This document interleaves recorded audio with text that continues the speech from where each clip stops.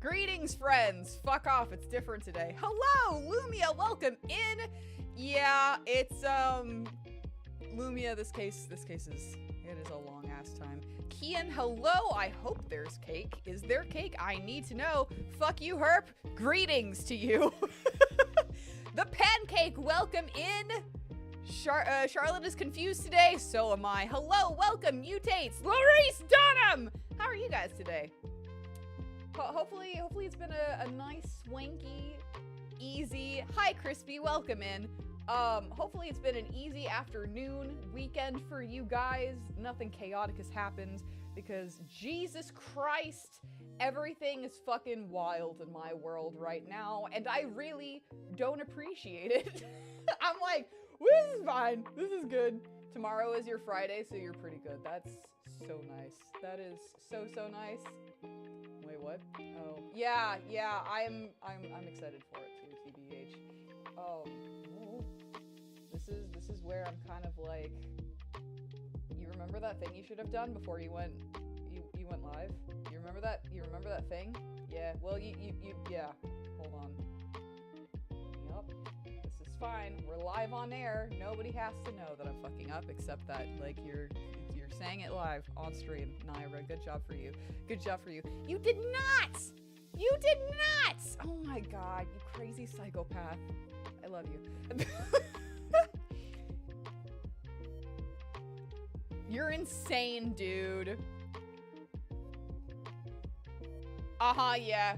No, listen, because I got called out. No, in the last 5 minutes, I've been called out like 4 different times, and I really didn't appreciate it.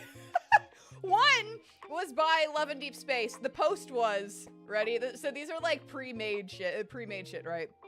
It's like not real people, it's just like the character interactions, right? And it's from Apple Boy, from Caleb. We haven't been outside for 2 hours, and Nayra's jacket has been shoved into my hands three times and snatched back to wear 4 times, and I'm like, fuck you. And then I go through the responses to select the one that I like the most, and unfortunately they have me nailed down because the one that I pick is absolutely me coded. It's because of the crazy temperature differences between being indoors and being outside. I feel like I'm jumping through seasons, which is absolutely something that I would yell at Crispy. So yep, thanks, I'm cold, shut up. He's like, also, I'm glad you have your blanket. And I'm like, what the fuck do you mean you're, like, what do you mean I have my blanket? And he's like, I can just feel it. This is Crispy. I can just feel it. I know you have it. Have it on. I'm just kind of like, fuck off. Fuck off! But Jesus Christ, I have 15,000 different apps open. That's fine. I didn't mean to. Normally it's only 2 tops, but yeah, it's a very fluffy blanket. It's one of Alistair's favorite blankies because I can put it on my lap. My cat. I can put it on my lap and he can like knead and nurse on it because he's turning 5 this year. He's turning 5 this year. My baby boy is turning 5. My baby Orange, my cat boy is turning 5. And he still nurses on his mommy. Hi, it's me. I'm his mommy. You spent half your time inside with the fan on you and wearing a sweater, and the other half with the fan turned down to like 2 for. Yeah. I wake up like super cold because Crispy likes to sleep in the cold. He needs to sleep in the cold, and I am cold all the time. So I wake up and I turn down the heater, and then it goes back like when he's gone. Like, turn on the heater when he's gone, and then he comes back and it goes back to being, like, the Arctic temperature, so, yeah. Yeah, it's been fun. But, so yeah, there was those 2, and then, God, what was the other one? I don't know, there was a couple more. Oh, yeah, Herp, and then there was another one. I don't know, but yeah, I did not get to go see Pressure this weekend. I was very sad. I was also like extremely tired, so I'm not as sad as I possibly could be. We're gonna go see it. We're gonna go see it soon, but I'm like, I didn't get to see it opening weekend, which is like, it's fine, but what? Oh, was that not you that did the prediction? I feel like it was you. Who did the prediction? Will Nayra say, hey, howdy, hi there, prediction? I feel like that was you. Don't lie! Feel like that was you. Yeah. What did I do? I didn't do anything wrong. I saw it! That or Mutates is just You'd like to see some evidence for that accusation, Mr. Wright? Wouldn't you now? Wouldn't you now? It's literally on my activity feed. It's literally on my activity feed. Screenshots. If it isn't the Arctic, you don't want it. Bullshit! I'll come up and hug you, and my fingies will touch you, and you're like, oh my gosh, you're too cold! Ah! Oh my gosh! How could you be this cold? A human being should not be this cold! I'm like, that's because I'm an elf. Well, you shouldn't be this cold! And then I get shoved away, maliciously. I get pushed off the bed, and he's like, you will sleep down there tonight, elf. I do not want you sleeping next to me, or giving me hugs ever. I get thwacked across the face. That is not how that happens. Crispy has never put a hand on me. That's not true. He has definitely embraced yours truly very vigorously, but not maliciously. Not maliciously. There was no malicious intent. I love that I know my mods like well enough to know that like Crispy is just rolling his eyes like, dude, really? On stream right now? Yes. Yes, indeed. Is it? Yes, it is! Don't fucking gaslight me! You said Arctic, not deep space. Fuck off. Fuck off. Oh my god. So, chat, guess what letter I got in the mail? Guess what letter I got in the mail, chat? I bet you can't guess what letter I got in the mail. Just take a guess. Just take a guess. I'm gonna sip my holy water because we're already there today.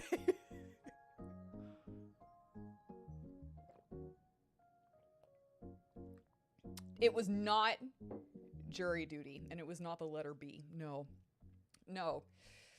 No. I wish it was the letter B. No, you got your, oh, I'm sorry. Well, I don't know. You should just go in like a Phoenix Wright cosplay, and, it could be fun. It could be fun. You should be like, Your Honor, I should be on the stands.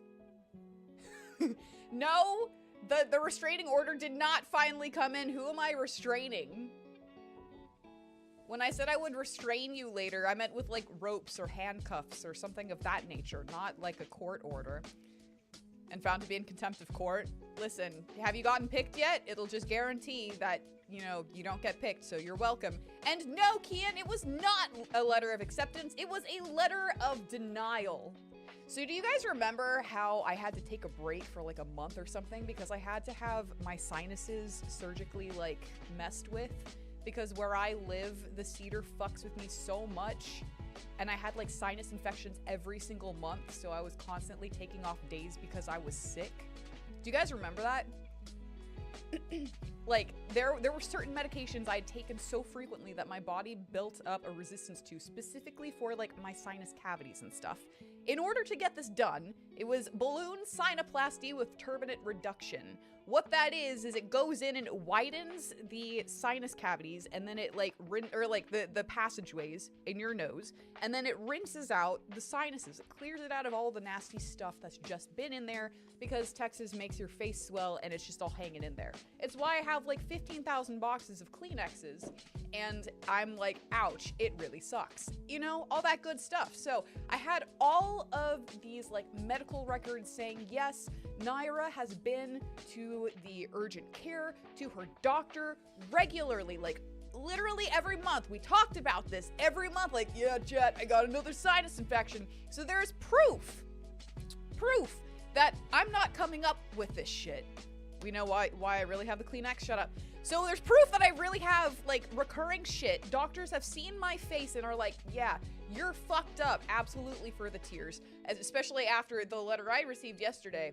So I got approved for these procedures.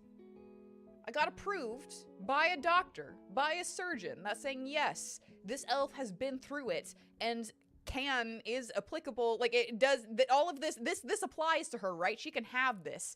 And then don't worry about it, Charlotte, it's honestly, it's a thing. I just get to keep fighting for it. So in order to get the procedure done, what they did was contacted me, the sinus clinic, and they were like, do you want this procedure, Nayra? And I was like, yes, clinic, I would like this procedure done. Please submit this to my insurance company so they can approve it so I can have this. Once that is approved, I am then scheduled, like they had to approve it, I am then scheduled to be under the knife. which is great for me because then I can breathe and I can smell and all of these things. But they would not schedule me until they got approval. I remember sitting there with a chain of emails. I actually have that and will probably use this in this appeal saying, sorry, we cannot schedule you until it's approved. I'm like, thank God I still have those things because that's gonna help me a lot, actually. Good to know, good to know. Crispy, remember that too in case I fucking forget. So they would not schedule me until my insurance company approved it. Good thing my deductible was met that year because I'd been in the ER 4 to 5 different times. I can't remember right now because I'm still so pissed about this situation right now. So it was met, which means that this procedure that my insurance company cleared me for, approved, so I could go under the knife, it was free. It was free. I didn't have to pay for it. $0 for a balloon sinuplasty, turbinate reduction and balloon sinuplasty. It was great. It was wonderful. It was worth it. I can breathe, I can smell. I don't have to go to the doctor every fucking month to get a prescription that may or may not work for me just because I've been on every fucking antibiotic under the sun for sinus infections. 6 months later, I get this fucking denied in my goddamn mailbox. And I'm like, what the fuck do you mean? You denied this because you had to approve it for me to get this procedure done. And I needed it, and you approved it. And now you're telling me, oh no, sorry, we can just deny it after the fact, after giving our approval the first time, you're on the hook for $20,000. I'm like, I do not fucking think so. Hey! Welcome in! Welcome in! I'm definitely a little bit mad right now, so you got that. But yeah, $20,000. They now want $20,000 for me after they approved this procedure that I needed.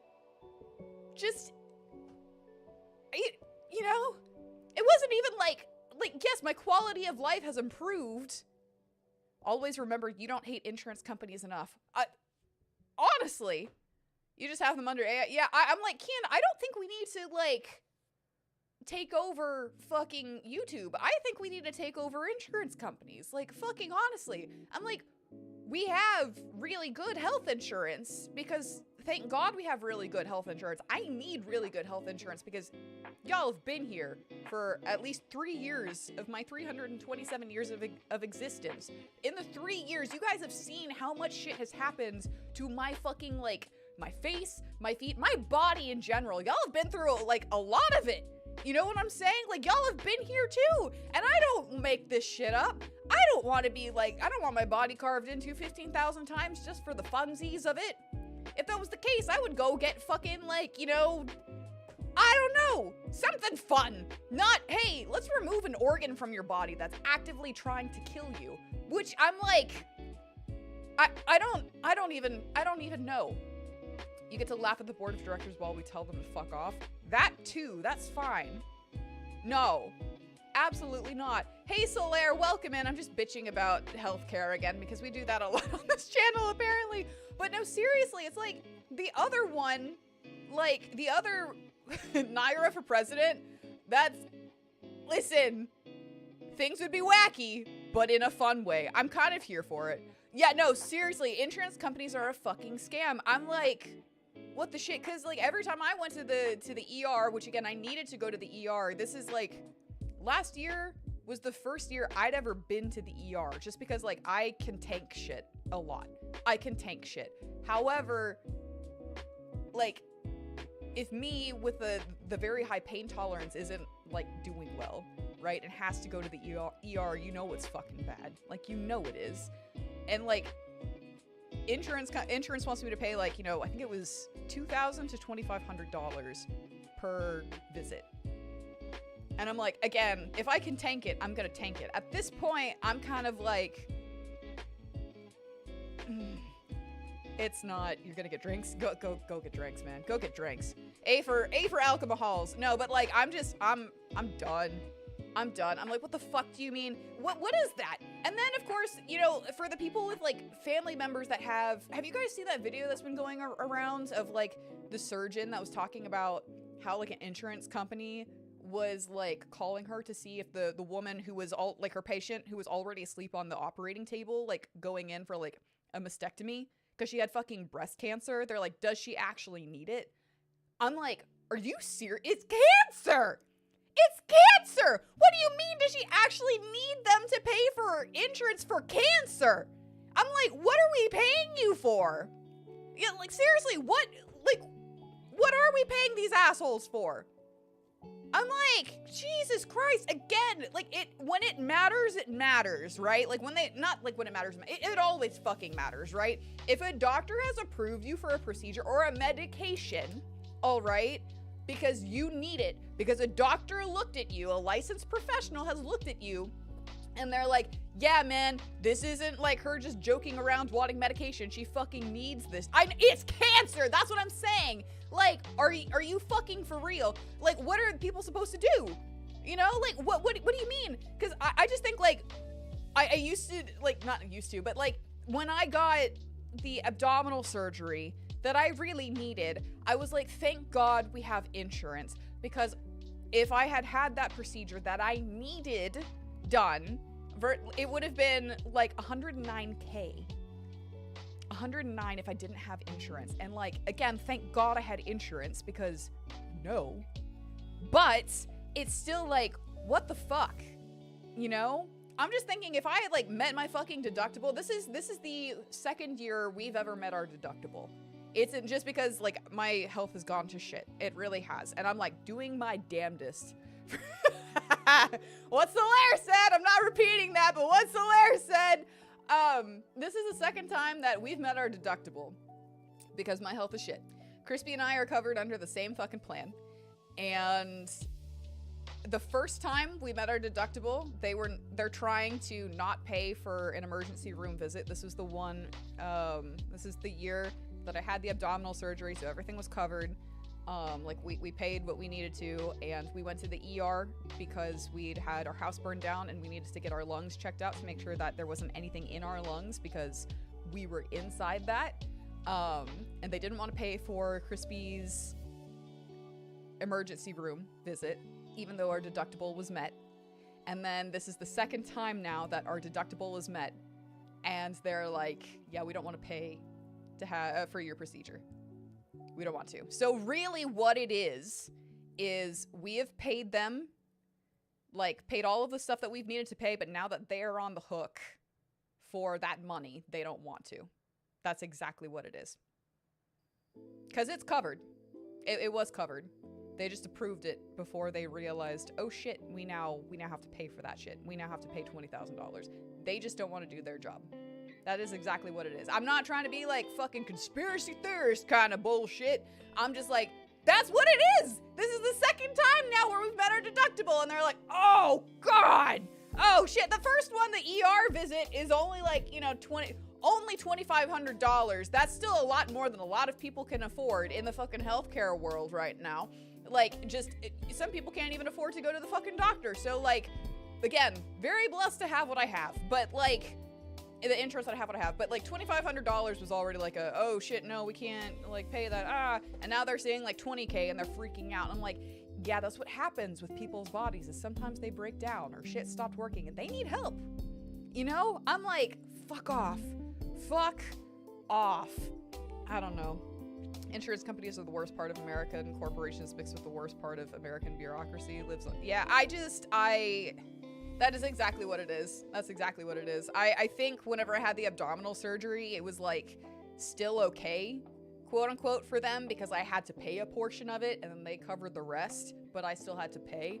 But like, yeah, afterwards for the ER visit after the fire, yeah, no, pretty fucking much. No, like, it's rough. It's rough, buddy. It's rough, buddy. I literally have fantasies. This should tell you the stage of life that I'm fucking in right now. It's called the stage of, I've been going through this for years. My health has been deteriorating for years. And like, literally, I'm having to fight after, like, as I'm sick or after I've been like, you know, carved into kind of thing, because I've been so sick. I have fantasies about moving to another country just so I can have proper health care that won't try and like put me into the gutter with like my monies, you know? I just, taxes might slightly be higher, might be slightly higher. That's kind of where we're headed right now in this country. So I'm kind of like, whatever, but everyone gets like, you know, fair healthcare everywhere else, every other first world country. To my knowledge, if there's one that's like worse than ours, then I haven't heard of that one. But yeah, to my knowledge, we're the worst as far as like healthcare companies. And I'm just like, sorry, I'm bitching about it because I'm like, I'm not paying you 20 grand. I'm not paying you 20 grand for something that you approved. Does Syndria have good healthcare? Syndria has the best healthcare, the best. I'm not sure if the health insurance in North Korea is as good and or better than American healthcare. Yeah, American insurance. I don't know. I'm just... You just found out 100-pound plates exist. I'm happy that you found out those exist. But yeah. I'm just... At this point, I'm praying to the golden goddesses that this is it. You know? It's just like, this is... I'm done with like having things literally explode inside my body. Or just like cease to exist. It's either one or the other, which I guess if it explodes, it ceases to exist. But like, you know, I'm kind of done. Yeah, okay. Unfortunately, that's not me. Always file appeals if your healthcare gets denied. Oh, believe me, Relock, we are also welcome in. No, we are pulling a whole bunch of like evidence and shit. We're going full Phoenix Wright with this thing. Like we're literally contacting the clinic and we're gonna be like, listen, because I am the patient and that is my insurance company, I should be able to get a hold of that approval letter from Blue Cross Blue Shield and name drop, and then also be like, so this is the top thing we're sending to you. This is a record from the clinic with all of my medical history. This is the doctor approving this procedure. And again, I want you to refer, in case you didn't get the top one that has your approval, we're also going to link that one to the bottom as well. That way you have two copies. It's the same thing. And if you need to like cross-examine both of those, just to make sure, you know, that way I know you have eyes on it, so you're trying to like spot the difference, but it's actually the same file, you know, so I know you've put eyes on it. That's what we're gonna do. I'm just like, you're forced to make it. What did I set up? What did I set up? I don't know, but yeah, we are absolutely appealing it. I don't know how many times we get to appeal. I think we've only gotten to like one with like the first one, and that was like fine. But like this one is not 2,500, it's 20,000. So that's, it went from like a, I can kind of laugh about the first one. This one, I'm kind of like, fuck off, man. You approved this. If you're going to be X on the... No, unfortunately. Well, technically. Yeah, I'm like, technically that is happening inside my body. More times than not, so... No, Crispy gets to stay. Crispy's like, can you stop it? And I'm like, nope, that one wasn't me. But yeah. Anyways, sorry. I didn't mean to go on a insurance tirade. I'm just kind of like, no. Well, I already have a little bit of medical debt, medical bills. Not like, you know, it's getting sent off to like the fucking insurance mafia kind of thing. Just like, you know, I have bills to pay, you know? It's medical bills or like monthly recurring bill for me. We have those. It's just the thing with how sick I am, you can kind of like expect that. I'm not adding $20,000 more on top of it. It's insane. You're about to install a shower head for the first time ever. It's not that bad. Is it? Okay, so when you say install a shower head for the first time ever, is it literally like you're replacing the shower head? Or you're like opening up the shower wall and you're like installing one? Because that's like different. Like very different. Like it's, we just had a bathtub, you know, it's one of those, it's bathtub only, and then we have the shower over there, you know, separate shower, because that exists in some homes. Not necessarily in like apartment complex, but in houses, you know? Like, are you opening up the, like, the wall to, okay, replacing? It's fine. Typically those are just like, there's a bolt here that you can literally untwist, there's a bolt here, and then you untwist the head and put it on. It's fine. It'll take you 2 seconds. Like, literally. As long as you don't set it to chest height, you'll be okay. Yeah. Like, you're chill. You got it. You got it, buddy. I was gonna say, at max, you'll need a Phillips head screwdriver. I hope you have one of those. I feel like everyone should have a flathead and a Phillips screwdriver in their home. It's kind of like but hold on. I'm like, now that we're here, I'm like, I feel like everyone should have a hammer and at least 2 screwdrivers. I feel like that'll get you far. Farther than you think. And then if we're wanting to be extra, a level. We want a level.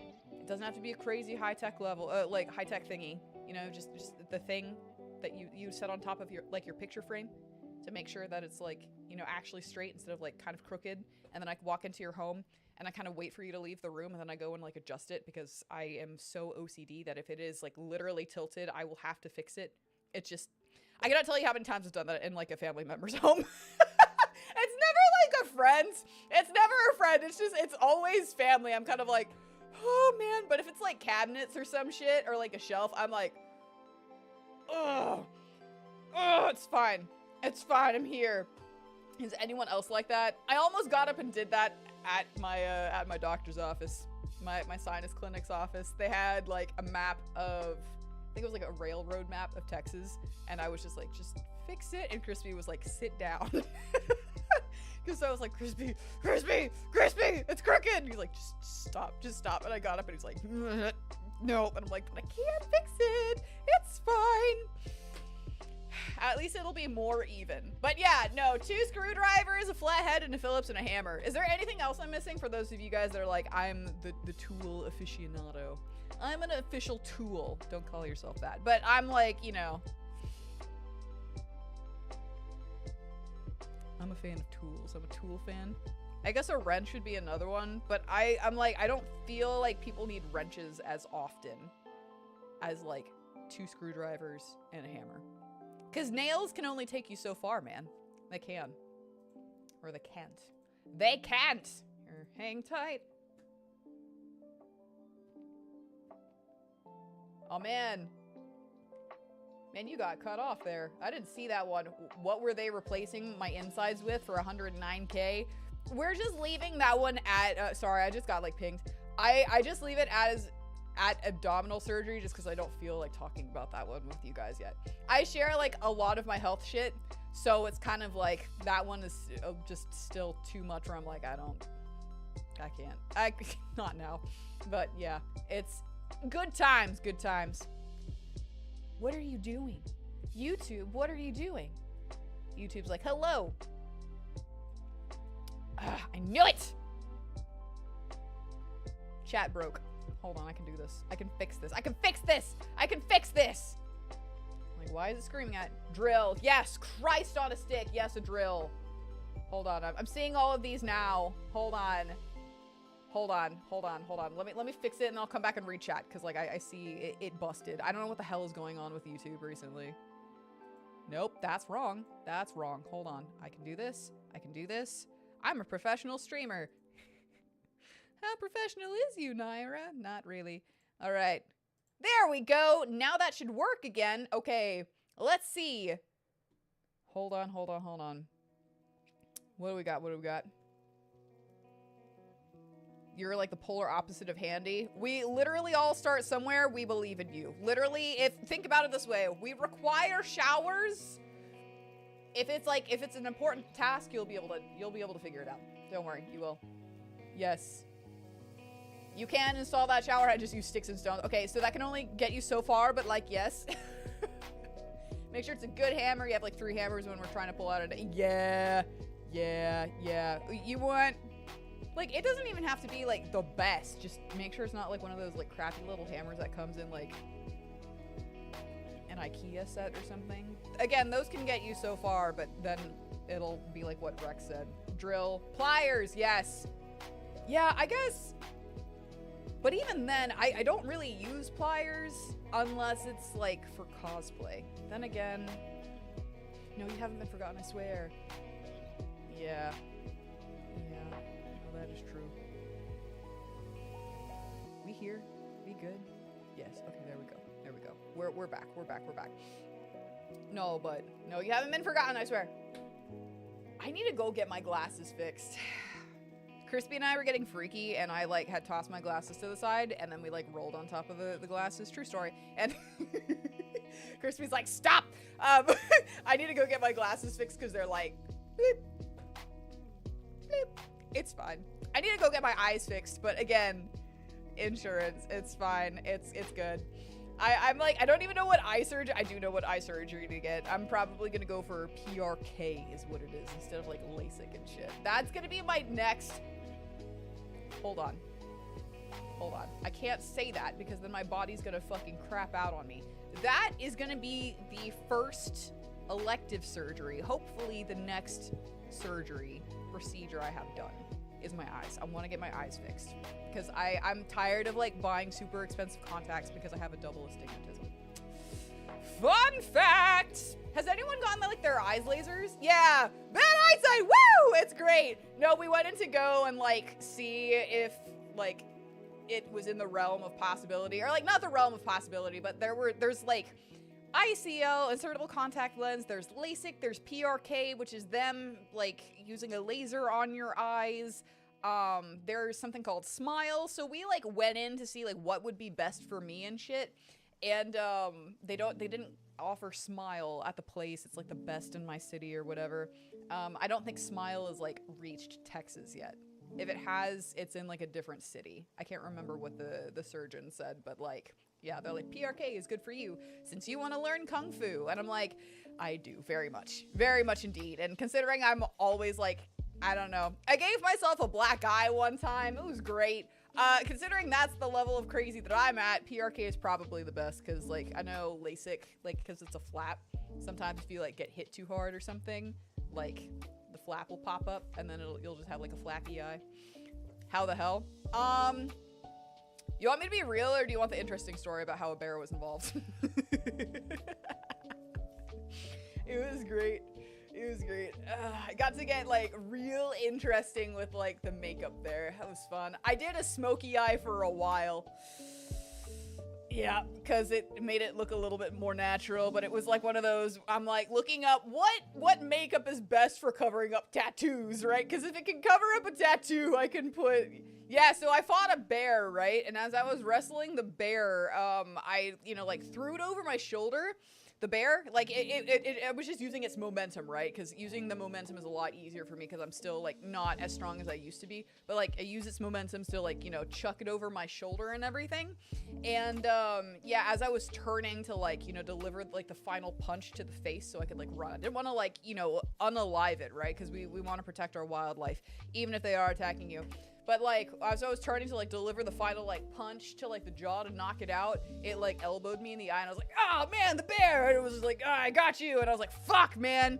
No, it was not a teddy bear.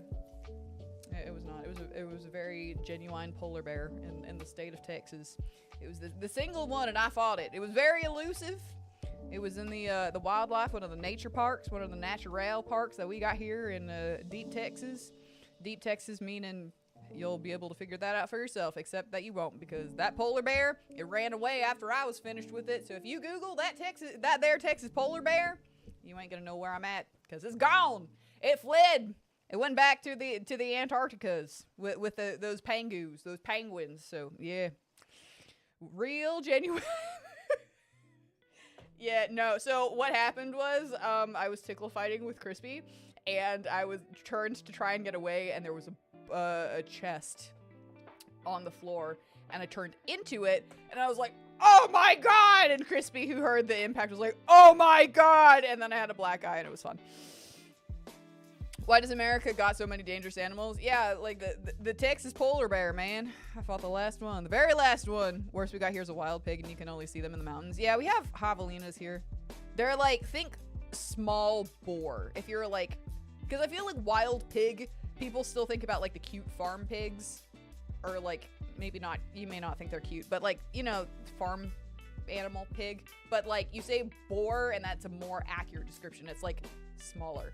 It's smaller. Think of like the beefiest farm pig you've seen and reduce a boar to that size, because they've got like the big tusks, and they stink, and they're like destructive, and they knock over fences on your property, and you're just like, God damn it, can we afford a boar trap? Not boar, javelina trap right now? Please! Because they're like pieces of shit, but yeah. Yep, it's fun. And then sometimes you'll like fence off your deer feeder, right, on your ranch because it's like, this is the piece of property on your ranch because it's like you don't want the javelinas eating all the corn from the deer feeder because you want to go hunting. Not you, but like, you know, your family members that go hunting. So you like put up like fencing around it so that way the deer can jump over it because deer can jump pretty fucking high, but the javelinas can't. But then sometimes the javelinas will be like, well, fuck your fence, and then just like knock it over. And then you get pictures from the wildlife camera that you set up on your property, and you're like, fuck, I gotta go up there this weekend and fix that because those pieces of shit are just eating all the corn. And we want the deer to know that it's safe to go eat the corn. That way they build a habit, you know, a habit of coming over and eating the corn. So that way when you finally have that like pretty 12-pointer that comes up, you've been like tracking for a while, it won't get run off by the javelinas because javelinas are pieces of shit. And your, you know, hunting relatives, they really want that 12-pointer because that would make a really nice like bust mount kind of thing. Yeah, it's a whole thing. Javelinas, man! Apparently people buy them for a lot. I think it's just for like, what the shit is happening? Okay, that's fine. That's fine. I'm like, stream is breaking, but yeah. Yeah, that's great. Yep. I still have yet to see a cougar. Like a mountain lion on my property. I can hear them, but like the biggest cat we've gotten was a bobcat. And bobcats are not big. People hear like bobcat and they're like, oh, that's exciting. And I'm just like, yeah, they are. But they're pretty small. They think like bigger. Like a cougar or a mountain lion, but yeah. You can hear them. Not as often anymore because our ranch is like all of the property around it is getting bought up to do like vineyards and shit, and I'm like, fuck. So now there's people like coming out on like party buses and shit and like playing loud music, and so you can't just got mountain lions. What do you mean you just got mountain lions? Where you're located, you just got oh, you only have them. Yeah. We have mountain lions, we have bobcats, we have javelinas, we have fucking porcupines, we have armadillos. I'm like, what else is common in Texas? Rattlesnakes and scorpions for sure. Copperheads, water moccasins if you're by a river. Love all the snakes, I really hate them. There's beavers. I remember seeing my first like beaver in Texas, and not the Buc-ee's beaver, right? Not Bucky, but like an actual beaver. Unfortunately, it was dead. I was like, whoa, a beaver! And they're like, no, we're not pulling over to see that. I'm like, oh, and we did pull over to look at it, and it was like, whoa. But yeah, and then we're getting alligators. I did tell you guys the alligator story, I think, where Crispy and I literally pulled over, and I've never had such like a visceral reaction to a creature out in the wild in my entire fucking life. Even the time where I was like running along that trail at night and I heard like the giant deer. Not giant. I mean, it was a bigger deer, but it was like rushing towards me. I was like, oh, am I about to die? I don't know. Like even more so than that, we're getting alligators. So thanks, Florida.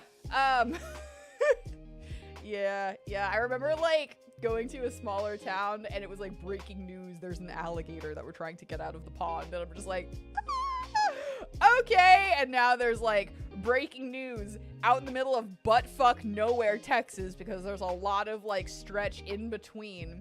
It's just like, there's so much space in between. There's just a fucking alligator. And I'm like, I don't know, like, where the nearest tank is. Like, water tank, like, pond.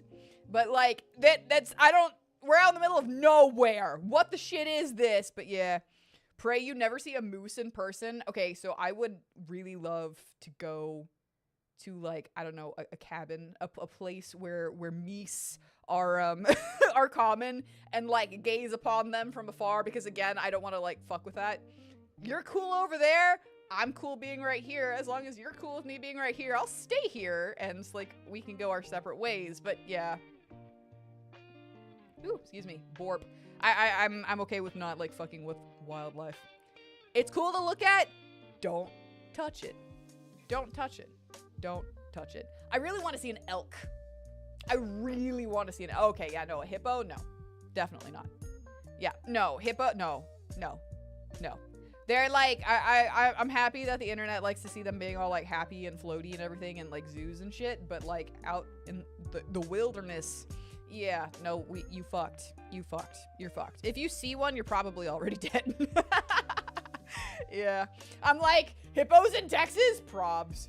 I low-key feel like Texas, and like, I'm sure there's people that aren't gonna agree with this sentiment. I feel like Texas is the Australia of the states. Like, we've got the craziest shit over here. Deadly niece. Plural boost, yeah. Yeah. Just kind of like, deer, Crispy and I literally call them Stevens. Why? That's a story for another time. They underestimate how big wolves are? Yeah. Florida. I don't really know, like, I guess y'all do have, like, how many, like, poisonous things are over there? Yeah, Florida, man, the most dangerous thing known to man. You're right, Your Honor. I retract my statement. Strike it from the records. Kian has got it. I used to have. There was a board game called Florida Man, and it was like you put down, like, I think it was a card that had 3 different headlines, and you had to guess like which one wasn't real. It was super fucking fun, but also like disturbing as shit, because it was like, wait, that was real? There's no way that was real. And then you look it up, and it's like, holy shit, that was real. Yeah, there was a reel that was going around like a little while ago. It was this guy, apparently like iguanas are super fucking invasive and destroy the environment. Kind of like how I described javelinas in Texas. No, but like worse, in Florida. So this guy went out and like caught a couple of iguana, or I think this one was like a single iguana, and he made like iguana tacos, and he found out that it was like a prego iguana, like whenever he was like, you know, cleaning out this iguana, and like made salsa with the iguana eggs. And I was just like, I feel like what I'm watching should be illegal, but it's very legal, and they actually like encourage it in Florida. But I'm sitting here like watching this iguana get turned into like iguana tacos, and I'm just like, yeah, Charlotte, it was a thing. Like, I want to see if y'all are part of the Discord, I will see if I can like find it and drop it in the Discord afterwards, because it was like, what? It didn't show him like skinning this iguana. It just kind of showed he's like, I'm gonna cut this part because I don't know if it's, you know, you can show this, but it was like, yeah, insane. We kind of had to X some iguanas here because they were wiping out those endemic. Yeah, I'm like, what the shit? But it was literally like dipping the mom into the babies and then eating it. I was just like, I don't know how I feel about this right now, but I guess it's all legal. And holy shit, are you gonna make like, are you gonna start making, yeah, I'm like, the fuck? That is the most like Florida thing ever. Like, but that's exactly what happens! Cause he made like salsa with the eggs! And like he dipped the taco made with like the mom iguana meat into the eggs and then consumed it. And I was just like, I have such mixed feelings about this because I've never thought of consuming a fucking iguana. I don't know, man. It was weird. It was really weird. Anyways, you guys want to play gay lawyers? Because I'm totally here for that. Yep, okay, let's play it. Like, I feel like I've talked about, like, eating iguanas a little bit too much and, like, raving about my health insurance. I'm very sorry about that. Yeah. This is fine. Low-key, though, if I went to Florida and they're like, would you like to try some iguana tacos? I'll try everything once. I will try everything once. I've had alligator. I feel like everyone's like, Nayra, that's not really exotic, quote unquote. And I'm like, yeah. I'm not in an area where I can like regularly, my mic still, not mic, my headset's still like fucked up. Earbuds, my audio, whatever. I'm not in an area where I can really like get my hands on alligator. Yeah, so for me it was a little bit more exotic. Would I try shark? Yeah, I would try shark. I'm fairly certain that's illegal though, right? Never mind. If it's illegal, I refuse to try it.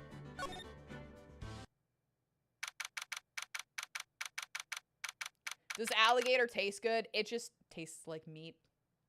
There's nothing really special about it except for the knowledge that you have that it is an alligator.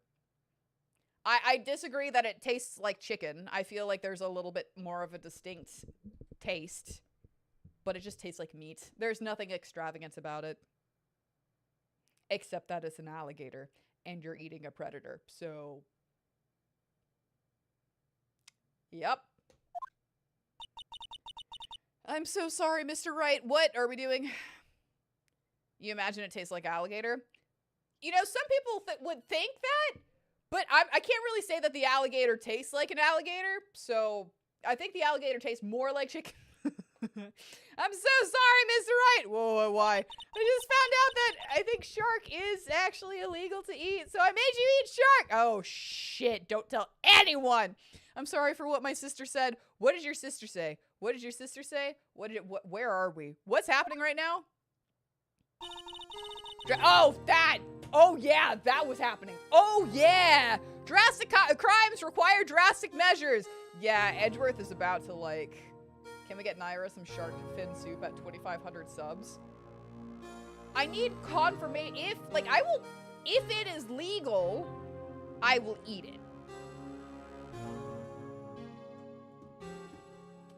Please hang tight. Hold on.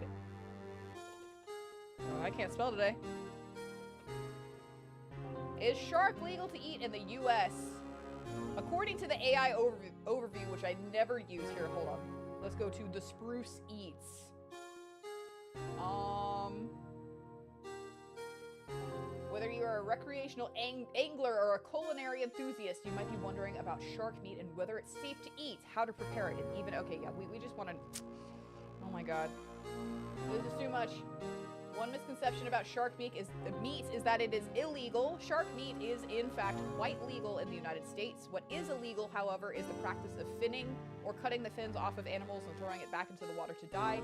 I would say that if I caught you out on the water, finning anything, even if it was, like, my biggest fear, because I do have respect for sharks, I'm just terrified of them because we've talked about it on stream. I'm terrified of them, but if I caught you finning a shark, I might fin you. This was posted in 2023, so yeah. But yeah, I would fin your ass and leave you there with the shark. So have fun with that. Yeah, finning is very much not. That's just wrong. That's just wrong. Yeah, it's like, what the fuck is wrong with you? Like, I'm kind of one of the people that's like, if you are going to, I'm not gonna get on the soapbox, but yeah, no. Reluck, I feel like you're safe because I don't think I would ever catch you finning anything on the water. But if I did, I'm sorry, dude. I have finning the finners. Yes, yes. Just because they aren't people doesn't mean that they don't like. They can feel. They have a right to be on this planet, even if they do scare the shit out of me. But yeah. Shark meat is not illegal so long it is not an endangered species. That too, and was not caught via commercial species. Commercial fishing methods. Okay, I was like, yeah. But, yep, even #1 shark hater doesn't approve. No! No, you're leaving this poor thing to, like, die, like, suffocate without, like, in pain, bleeding at, no. You're not even catching you in water that goes above your waist. You may catch me in water that I can't stand in or see the bottom of if I get 2 million. So there we go. You'll ride a shark if you want. Nobody will stop you. I definitely will not stop you because that probably means that it's a pissed off shark. And the fact that it's big enough for a human to ride, I'm like wanting to pull my feet up off the floor, man. I'm fine. Fuck that, but no. Anyways. I'll get off the animal rights thing. But seriously, though, the only fish that deserves to be finned is flounder for all of its civil rights violations and crimes against humanity. Okay, question mark? If a fisherman is sitting there reeling, catches a shark, he can eat it. But if a trawler or net is catching 100 sharks, then yes, it is illegal. Yeah. You heard it here first, folks. And I will fin you if you try to do that to anything. Anything.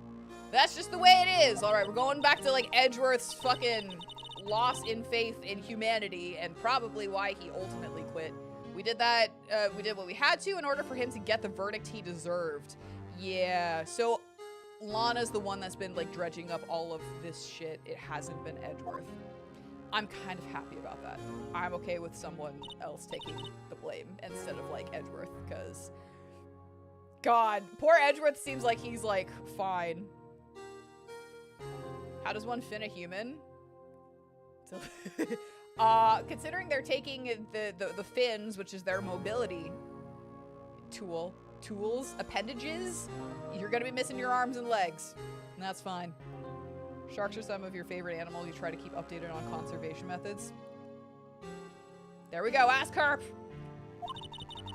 I never knew that the Soul 9 incident was just another name for the Joe Dark killings. Yeah, no, I don't even want to ask about the first. But yeah, sounds like everyone's heard about these killings but me. Yeah, I've never heard about them, so me too. Lana wanted Dark convicted so badly. That's why she used me. That's why she used what happened to me. What does that mean? Yeah, what do you mean what happened to you? It's all there in the file. Joe Dark's last victim was prosecutor Neil Marshall. Another prosecutor, huh? When he murdered Officer Marshall's brother, he left behind an incriminating piece of evidence. But what did you have to do with those killings, Emma? On the night Prosecutor Neil Marshall was murdered, Joe Dark tried to kill me. Yeah. What? He tried to kill you? I died, but then I lived! Officer Marshall's brother, Neil, was only trying to save me. Shit. So that means you... Yes, I was witness in the Joe Dark trial. I didn't see that one coming. I kind of did, but that's okay. Human fucker. Okay, I figured that was it, but yeah.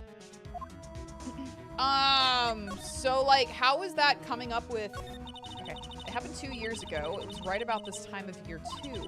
There was a terrible thunderstorm that day, unusual for the season. I was alone in my sister's office. This is just... Okay. We were planning to eat dinner together once she finished her work. This is just copy pasta case 1-2. Then suddenly, this terrifying man came bursting into the office. Joe Dark. I'm not impressed with this. Twitch chat is not showing up on screen. Well, that's excellent.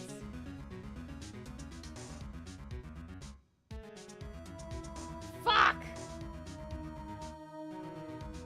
Oh, it was just quiet. Okay. It's like, shit.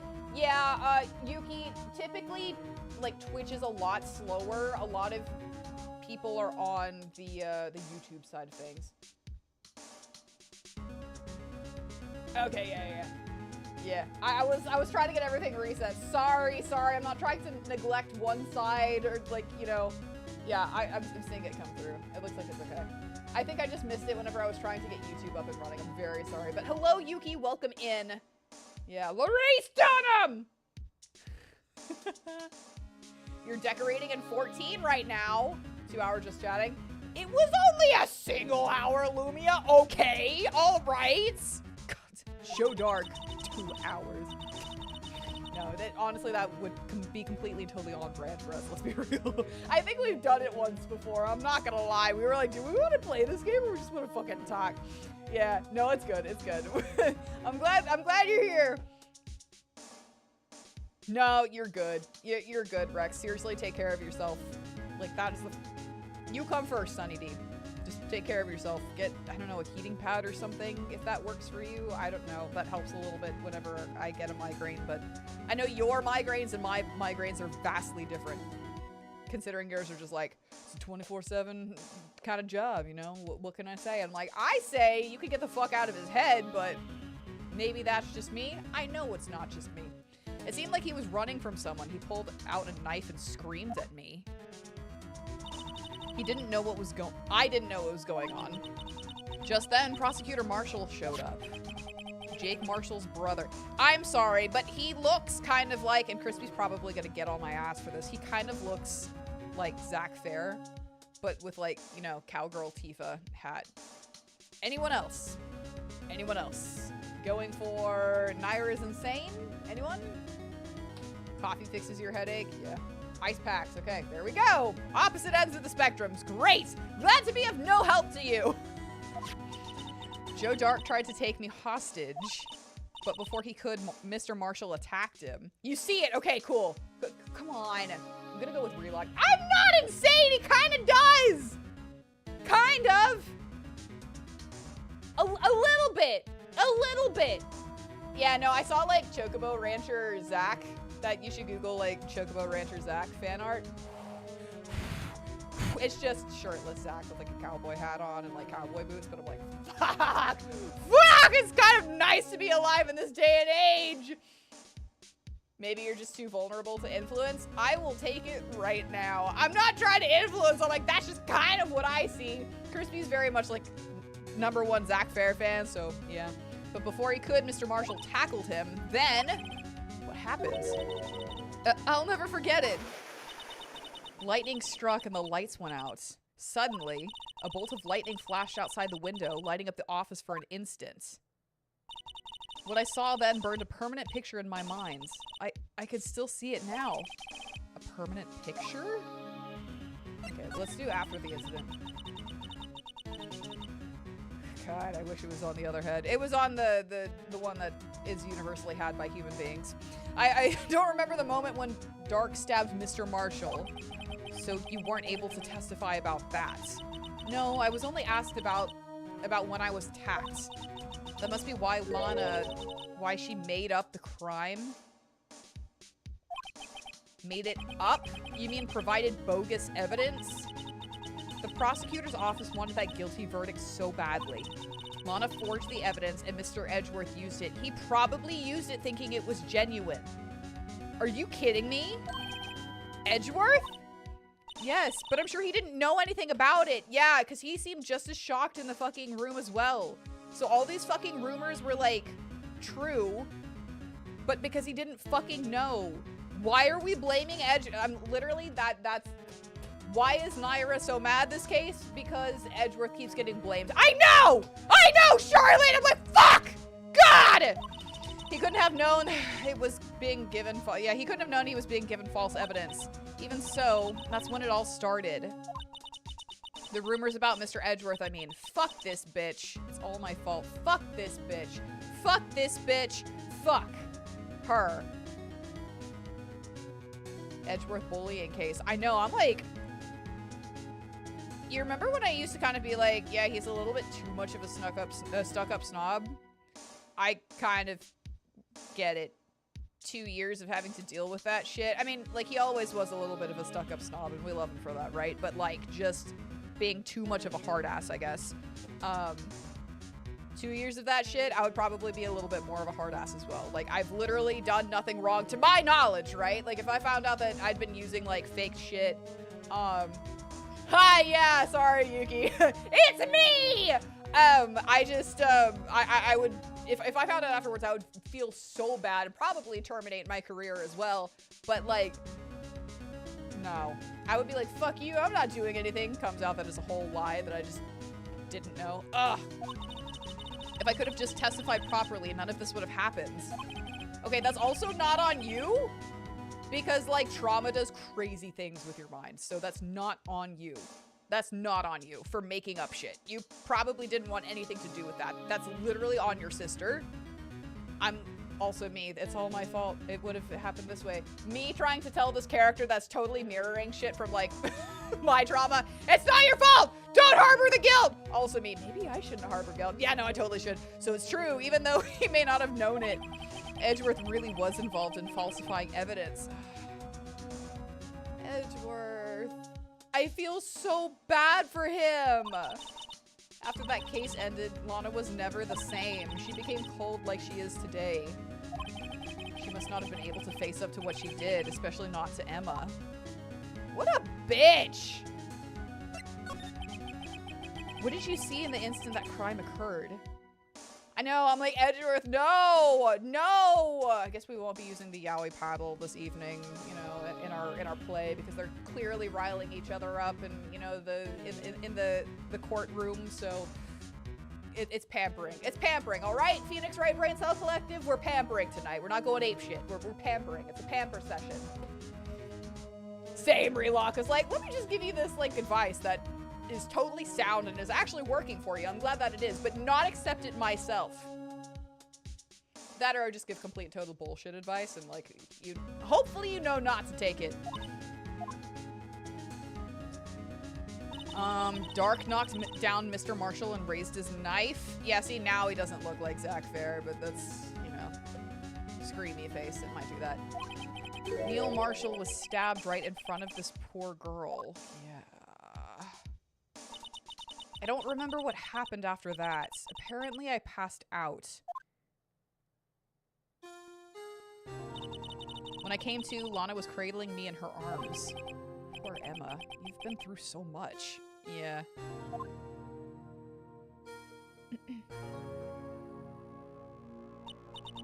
I couldn't bring myself to testify about that instance. I tried, but the words just wouldn't come out. I drew a picture, but it wasn't any good. 2 years ago, you must have been 14. That's understandable. I mean, on one hand, I do kind of, we will in fact be going apeshit. Okay, but like with pampering involved. If there isn't enough pampering, then what kind of doms are we? Because like he found out like a horrifying truth, right? And we want to comfort him, also go apeshit, but comfort him too, you know? He's been through a lot. He's been through a lot, you know? Gotta go with the mood, right? He's probably gonna be sad. We gotta be benevolent doms, benevolent gods. Once it was all over, I made up my mind. I decided that when I grew up, I'd become a scientific investigator. Did someone accidentally, like... or not accidentally, but like falsely get unalived because of this shit? I want to be able to fight crime with my testimonies and find the evidence to make an airtight case. That way, Lana would never have to forge any. I get like doing anything for your sister. I can't imagine putting someone on death row. Like, forging evidence to put someone on death row. At the same time, no one has ever tried to murder one of my brothers or my sister. So, I'm coming from a place of being completely and totally naive. So, I don't know. But, like, I literally cannot see myself doing, like, going to that extent, you know? Like, everything is on the line there. Your life, probably, like, her... like, what she's gonna be able to do moving forward and shit. Literally another man's life? I don't know. That's too much, man. I see. I think I'm finally starting to understand what makes Emma tick. But there's still something that bothers me about that crime. Something puzzling!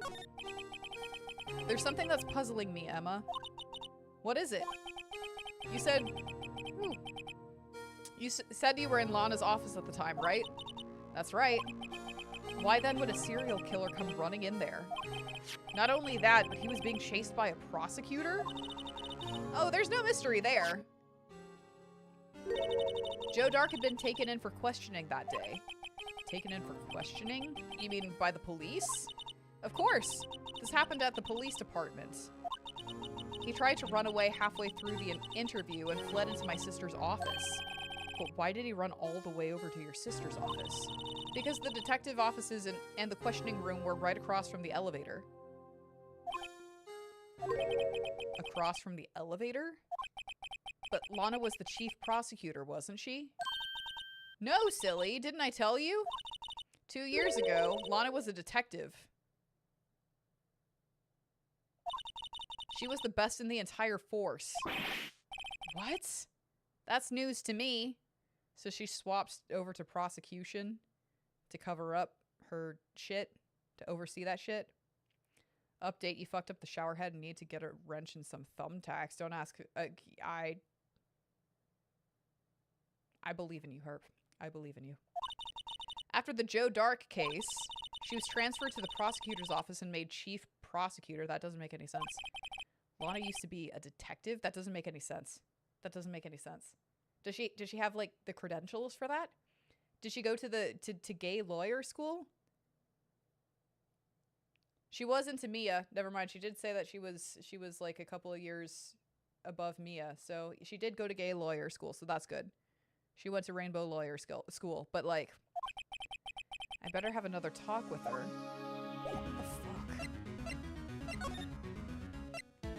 What the fuck? February 24th, detention center, visitor's room. Hey, so why does your case mirror case 2 so fucking badly? And why is it just pissing me off even more? scissors or something. Yeah, she got a degree in scissoring. I mean, that was her minor. Majored in law, minored in the gay, so she's qualified. Lana, Mr. Wright, it seems I keep causing you trouble. Yeah. Why don't you just talk to us, please? Falsifying evidence. I didn't think you were the type. Criminals don't mind playing foul. Why should we? Because you're the law. But Lana, if you're wrong, an innocent person might be found guilty. Believe me, I understand the risks. Lana, Emma told me about you. Oh? About how you were a detective 2 years ago. And how the SL9 incident was the reason for your transfer to the prosecutor's office. That's right. Could you fill me in on the details, especially about that unusual change of jobs? I suppose you have a right to know, Mr. Yeah. Yeah, a minor in scissoring. She's got it, she's got it, she's got it. She's like, it's right here on my diploma. God. We're like, okay, sorry. We forgot for a second, we forgot. She's like, and on the month of Pride, good God, a lot of revelations were uncovered at the trial today, not the least of which was the fact that this case is largely connected to another one 2 years ago. Evidence from that case was stolen as well, though I expected as much. I know how obsessive Officer Marshall can be. I saw a documentary, one, about Texas, and I was like, this is my entire personality for the next remainder of my life. That trial, it really wasn't fair, was it? I believed in you, Lana. I believed that no matter what happened, you'd always stick to the truth. It couldn't be helped, Emma.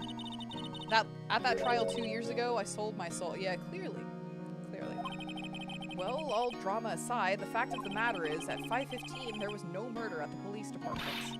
Tell me it's not true, Lana, what that witness, Miss Starr, said. About you stabbing Mr. Goodman with a knife. Lana, I don't understand! Why won't you tell us? Emma, this doesn't involve just me. No shit. I don't think I've ever seen Lana look so fazed before. It's true. I was a member of the police force 2 years ago. She was amazing. They still talk about all the cases she and Chief Gant cracked together. Yeah, I think he's also bad. Chief Gant? He was the deputy chief. He was the deputy chief of police back then, but he still worked the crime scenes. Damon Gant. He was everything I aspired to be. Yeah, I think you're working up to his level because he seems like a piece of shit, but yeah. They were the best team ever. They solved crimes before the reports could even be filed. Yeah, and I wonder about that, just how relevant that was. Emma really idolizes her big sister. But now you're chief prosecutor. What happens? I always planned on becoming a prosecutor. The reason I became a detective was to gain experience investigating crime scenes, so you could use that experience in court, right? Gant's help in the SL9 case was crucial to its resolution. After that, he became chief of police and arranged my transfer to the prosecutor's office. This is all so fucking fishy. This is all so fucking fishy. Maybe I should ask more about this investigation of theirs 2 years ago. 2 years ago, I was second in command of the detectives investigating Dark. I can make words. Second in command? That means the investigation lead was Damon Gant, right? Yes, Deputy Chief Gant and I shared the same investigation and the same office and the same investigations. They even had the same office. So he went in to go stab Gant. We led a team of the best detectives on the force. Detective Goodman, whose case it was. Jake Marshall and Angel Starr. I think pieces are starting to fall into place in my noodle. I can speak goodly. Goodly? Yeah, see, I couldn't even pronounce that. So, yep, I can speak pronunciation phonomically. Yep. It was the first time Marshall worked with his brother. He was quite gung-ho. Without a doubt, Joe Dark was the serial killer. We asked him to come in for questioning. We were desperate for evidence. That was when his final murder took place. when he tried to murder Emma. Prosecutor Marshall was trying to save me from Dark. You see, the first person who happened upon the scene of the crime was me. Now you tell us. Ooh, batch! Damon Gant and Neil Marshall were the ones questioning Dark that day. Okay. So maybe he wasn't trying to stab Gant. The investigation was in its final stages and Dark must have suddenly panicked. So he waited until Gant and Marshall let their guards down and fled the room. From there, he ran straight to the office shared by Deputy Chief Gant and myself. That's where he found me. So you were the first person to run to the scene, Lana? It appears so. I was filing some papers while Gant and Marshall were questioning Dark. When I returned to my office, I saw 3 bodies on the floor and smelled blood. That... Okay. 3 bodies? Prosecutor Marshall, the victim, Emma who had passed out, and the suspect, Joe Dark. During the struggle, it seems Mr. Marshall struck a final blow before he died. Joe Dark had incurred a minor concussion and lay unconscious. What did you do? To be honest, I panicked. Yeah, fucking honestly, if that was my sister on the floor, I would probably lose my shit too. Like, if I thought they were all dead. No. I picked up Emma, carried her out of the room, and just held her. Can't blame her. After all, her sister must have gone through. I don't know. It's like I have said it before, and I'll say it again. In like really high stress situations, I do really, really well. After the fact, that's kind of when I'm a complete and total fucking mess. So I probably would have like carried my sister out of there. I would have been like, okay, the other 2 breathing, let's tie up whoever the fuck needs to be tied up because, yeah, we can't let them get away kind of thing. But I don't know. Again, not in that situation. After that, I placed Dark under immediate arrest. Let me get this straight. You were all involved in the SL9 incident? That's right. Quite a coincidence, hmm? I don't buy it. What are you saying? There's no way everyone involved in this trial was also involved in that incident. Just by chance. No shit! I can speak Godoli. But that case was solved 2 years ago. At least one person went to extremes because they didn't believe it was truly solved.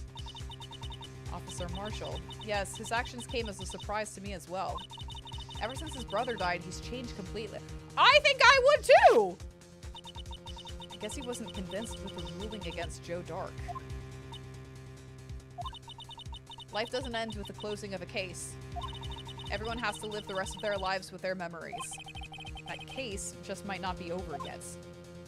Gasp. Emma was assaulted by Dark at the police department, right? Yes, in the office that Damon Gant and I shared. The office that Mr. Gant now occupies by himself, the chief's office. Fuck! Maybe we should have a look at the chief's office, the site of the final SL9 murder. Alright!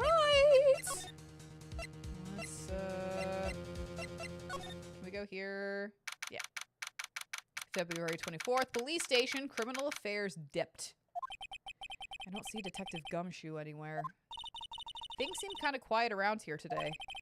You're right. The chief of detectives seems the same, though. Why don't we go look for some other people to talk to? Right. We can come back here later. And then we move again. Police department. Hey! February 24th, the police department entrance. Ah. Howdy, Bambina. Oh, Mr. Marshall! I never thought things would turn out this way when I woke up this morning. Yep. Okay, Sarah, you never know where life will lead you, eh, Bambina? I should have known my luck had run out when old Billy dried up this morning. What is old Billy? Billy? Must be his pet cactus. Yeah, they do that. They do dry up a little bit. They're not always dead. Cowboy indeed. Say, where are you headed? Just over to the prosecutor's office for a little interrogation. It's a voluntary appearance, but we all know I won't be coming back. Sorry, but you can't go in the evidence room today, partner. Why? But Mr. Marshall, why did you do it? Yeah, what do you... Why do prospectors head west? Okay, no, the question was, why did you try to... Okay. If ever there was a case I needed to know the truth about, it was that one. Before you turn yourself in, Mr. Marshall, would you mind telling us exactly what happens? Looks like I won't be getting a steak lunch today. No, you're not. You're not. But I'm happy that you thought for a moment that you might. Something was fishy about that trial from the beginning. It wasn't just me either. All the detectives thought so. What do you mean fishy? Some of the facts reported were inconsistent with the evidence found. For example, the murder weapon.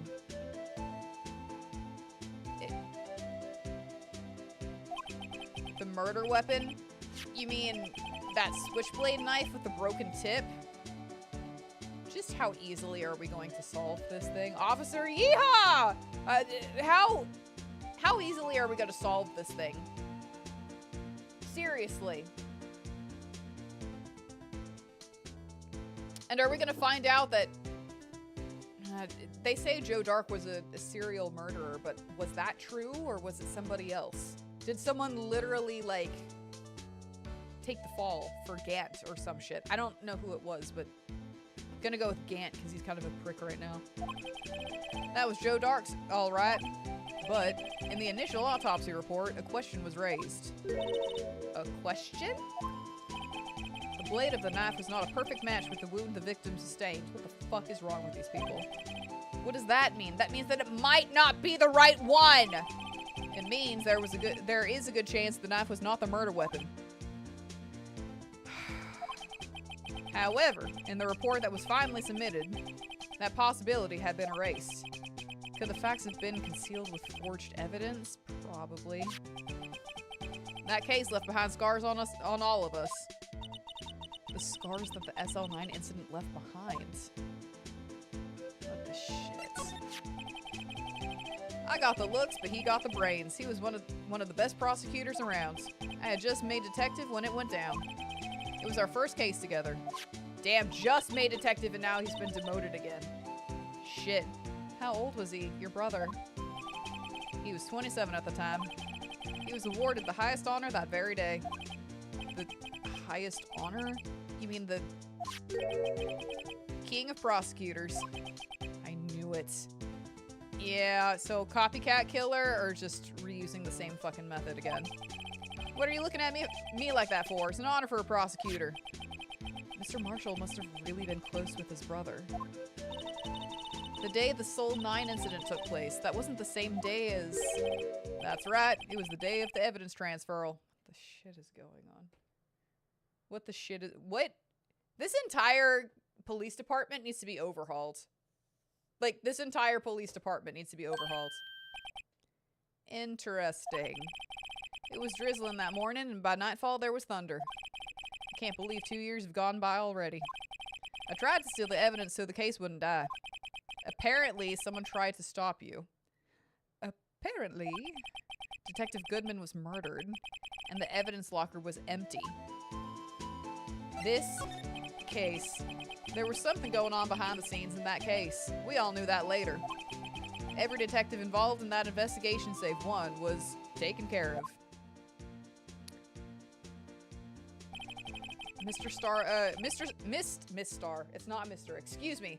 Miss Starr was fired and I was demoted and boxed away in a tiny room. What about Detective Goodman? If they did something to him too, the commissioners would get suspicious. No, they were careful enough not to be too obvious. They? Who are you talking about? Don't get upset, Bambina. I mean Damon Gant in Line of Sky. What is this shit? Literally, this is so obvious.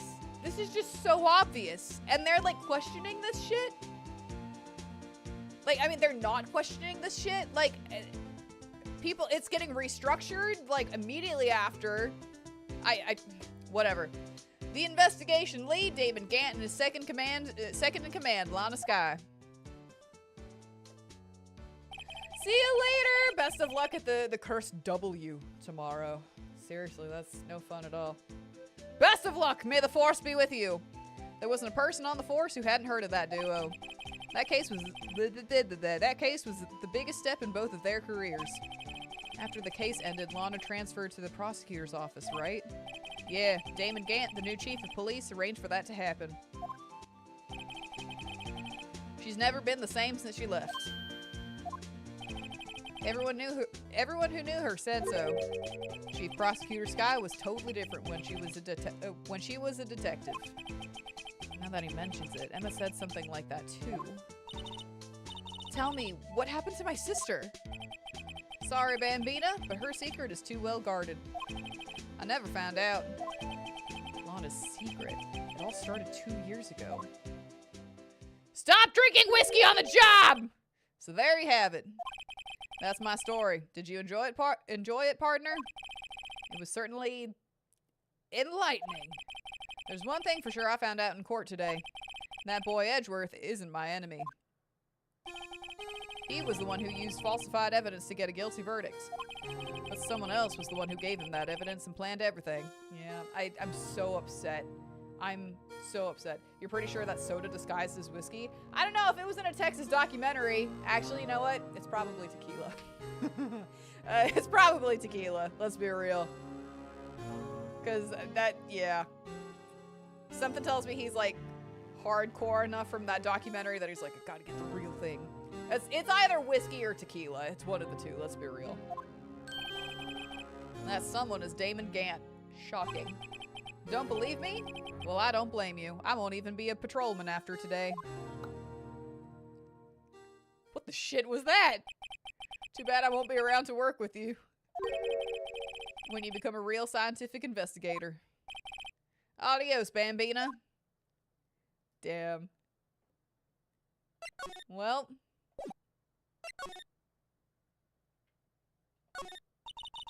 The Blue Badger is still writhing around today.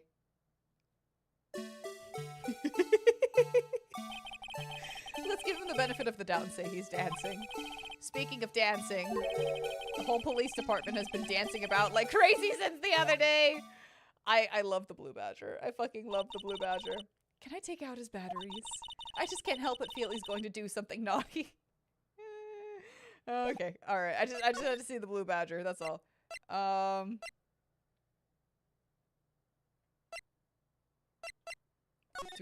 sorry, hold on. Where are we going?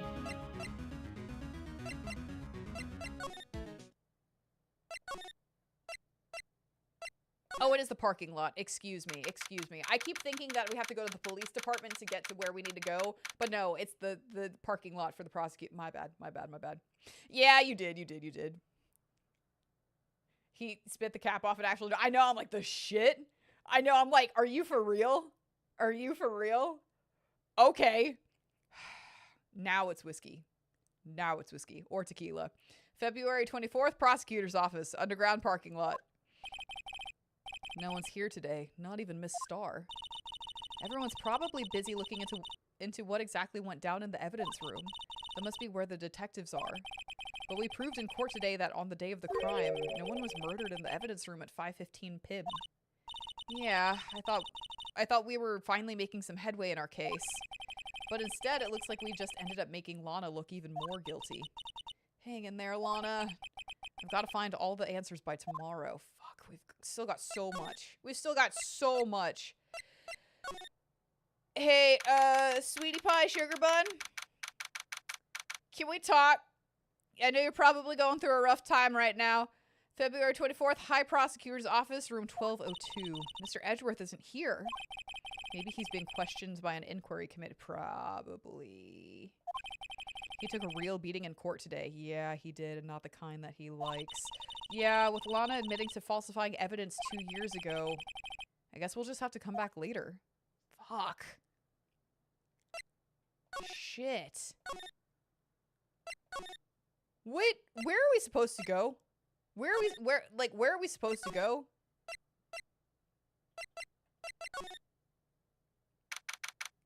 Okay, we have to get the story first.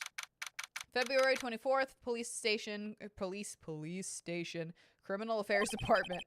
This place is always pretty empty, but today it's deserted. That must mean everyone's busy solving crimes. Oh, if you're looking for the others, they're all in the conference room.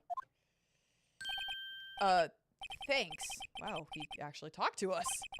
With the chief prosecutor saying what she did in the decisions about what to do about Mr. Edgeworth, not to mention our statement to the media in tomorrow's trial. There's more chaos going on than Thanksgiving and Christmas put together. If that isn't the truth. I think festive is the word usually used for those. Phoenix, you clearly don't go home for the holidays to see your family, do you? And sometimes, most of the times, I really fucking envy you. I think the vast majority of people really fucking envy you. Sir, we'd like to have a look around Chief Gant's office.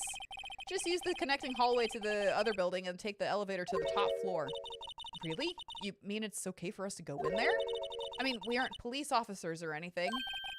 Hey, you're right. You can't go in there. It's off limits. Now I see where Detective Gumshoe gets his unique charm. Well, what are we waiting for? Let's head to the chief's office. Okay.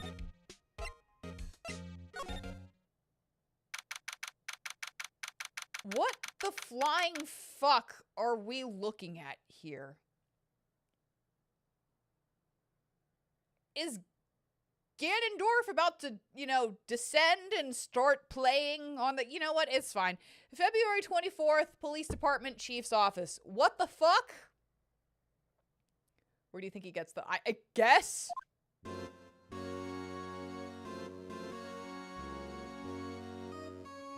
Whoa. Where am I? In the chief's office, silly. At least that's what it said on the door.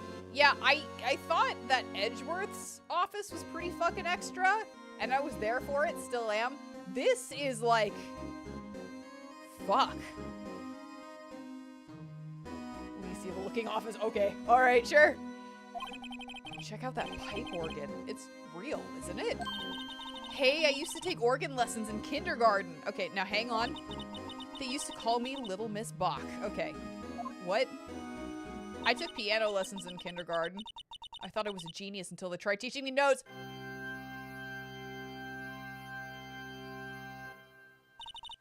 I never could remember where C was. Oh my god. I was kind of the same, actually. I would have, like, my teacher play it for me. I would, like, listen to it. And if I couldn't remember, like, finger placement to mimic it, I would take a couple of seconds to, like, sit there and, like, sound it out. And then I would get it. I could not read music. And again, considering I was in, like, kindergarten, first grade kind of thing, they probably should have kept me in it until that I was, like, you know, until I could read the music. You know, give me time to read. But they were like, yeah, no, we're just gonna pull her out of it. She's a fraud! I would have loved to learn the piano, though, for real. Hey, he's like, what the fuck? You even got, like, a suit of armor in here. That's goals, honestly. Offices of the rich and yeah. Let's be real. Let's be real. You can write music and cannot read sheet music that well. Okay. Alright. Damn. Yeah, again, I'm like, my ocarinas, I play by ear. I can't read that shit. I can't read music. I wish I could read music, but again, pulled out before I could. They were like, soccer's your new calling now, and it was. Oh, it's you two. Chief Gantz. He put that paper he was reading in his desk. So, Rido, have you been swimming lately? No. Not really. No, I haven't. I've been kind of busy lately. I can appreciate that. I've had my hands full too, with Mr. Marshall's misconduct and Lana's provocative statements. Provocative statements. Oh, you mean about the forged evidence? Two years have passed since that incident. My, how time flies. See that big picture on the wall over there? Believe me, we didn't miss it. Also, the fact that that's a gold suit of armor, that urn is the thing, or not urn, but that vase is also fucked up. And there's a sword where the K is. All of that's gonna be relevant. All of it. All of it. Including the points on that gold suit of armor. That's a picture of Lana, Neal, and me. So this is Mr. Marshall's brother, Prosecutor Neal Marshall. Sword! We took it to commemorate our work together. Something's not right with this picture. There's so many things not right with this picture. I can't quite seem to put my finger on it, though. We literally just listed it off, Phoenix, but whatever. Gant team picture added to the court record. Let's not forget that, like, the muffler that was in question the other day was red, like hers was, but that suit of armor also has a red cape. So, I don't know. Maybe that could have been misconstrued. Photo at the award ceremony of Gant, Lana, and Neil. And I say misconstrued because we are literally working with a band of idiots, so they may see a cape and be like, that's a muffler.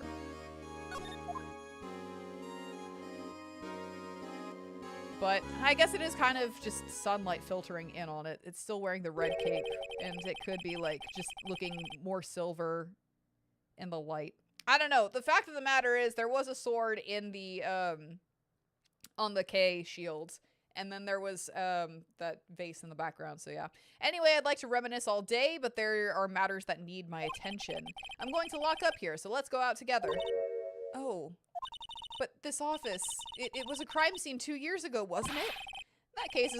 That case is long since been over. There's no need to investigate it anymore. All the same, we'd still like to have a look around. Perhaps you didn't hear me. I said there's no need to investigate it anymore. Now hurry up and get out! I have a meeting to attend. Yeah. It's like we weren't welcome. It seems that case isn't over with yet after all. Yeah, that badge that he gave you. Does that get you access? Because we still have the badge. What do you mean? Chief Gant denied our request to search the crime scene. That means there must be a reason he didn't want us looking around in there. You mean, like, a clue? There's gotta be a way we can get inside the chief's office. Yeah, there is, and it could be Goodman's ID that we end up using, but Emma has on the fucking lanyard. The little badge on her lanyard. We're going up. February 24th, Police Station, Criminal Affairs Dept. Thoughts on clowns? They can be silly, they can be sexy, they can be frightening. I don't have a particular, like, feeling about clowns. I don't know. I'm not afeared of clowns. Hey, pal! Detective Gumshoe, aren't you supposed to be in a meeting? I'm, just taking a breather. My feet hurt. From sitting so long? Actually, from serving everyone coffee. Aw, Gumshoe. Kefka thoughts? Uninformed on Kefka. So far. Sounds like Detective Gumshoe's still out of the loop. Say, have either of you seen Mr. Edgeworth? Edgeworth? No. Why do you ask? He's under fire from both the police department and the prosecutor's office. It's almost like the battles between you two in court. That sounds serious. Is it because of what my sister said? Yeah, I know he does some clowning around. I still need to play it. That's basically what it all boils down to. That falsified evidence 2 years ago. Now Mr. Edgeworth has the whole world after his blood. Yeah. Yikes. Shit. Our poor boyfriend! Yeah, I've seen him. I'm just like I said, uninformed. I don't really know too much about him, so I can't really say. Yeah, he's clowny. He looks pretty clowny. I don't feel like I should give like a, Your Honor, this is my statement on Kefka. I know him intimately. I've seen a couple of silly memes, and the fact that he took, like, you know, the camera and shook it around and, like, you know, I think it was a 14 thing or whatever. He makes a cameo in 4. I don't know. I only saw, like, a quick clip and it, like, refreshed, and I was like, fuck. But he was, like, breaking the fourth wall kind of thing.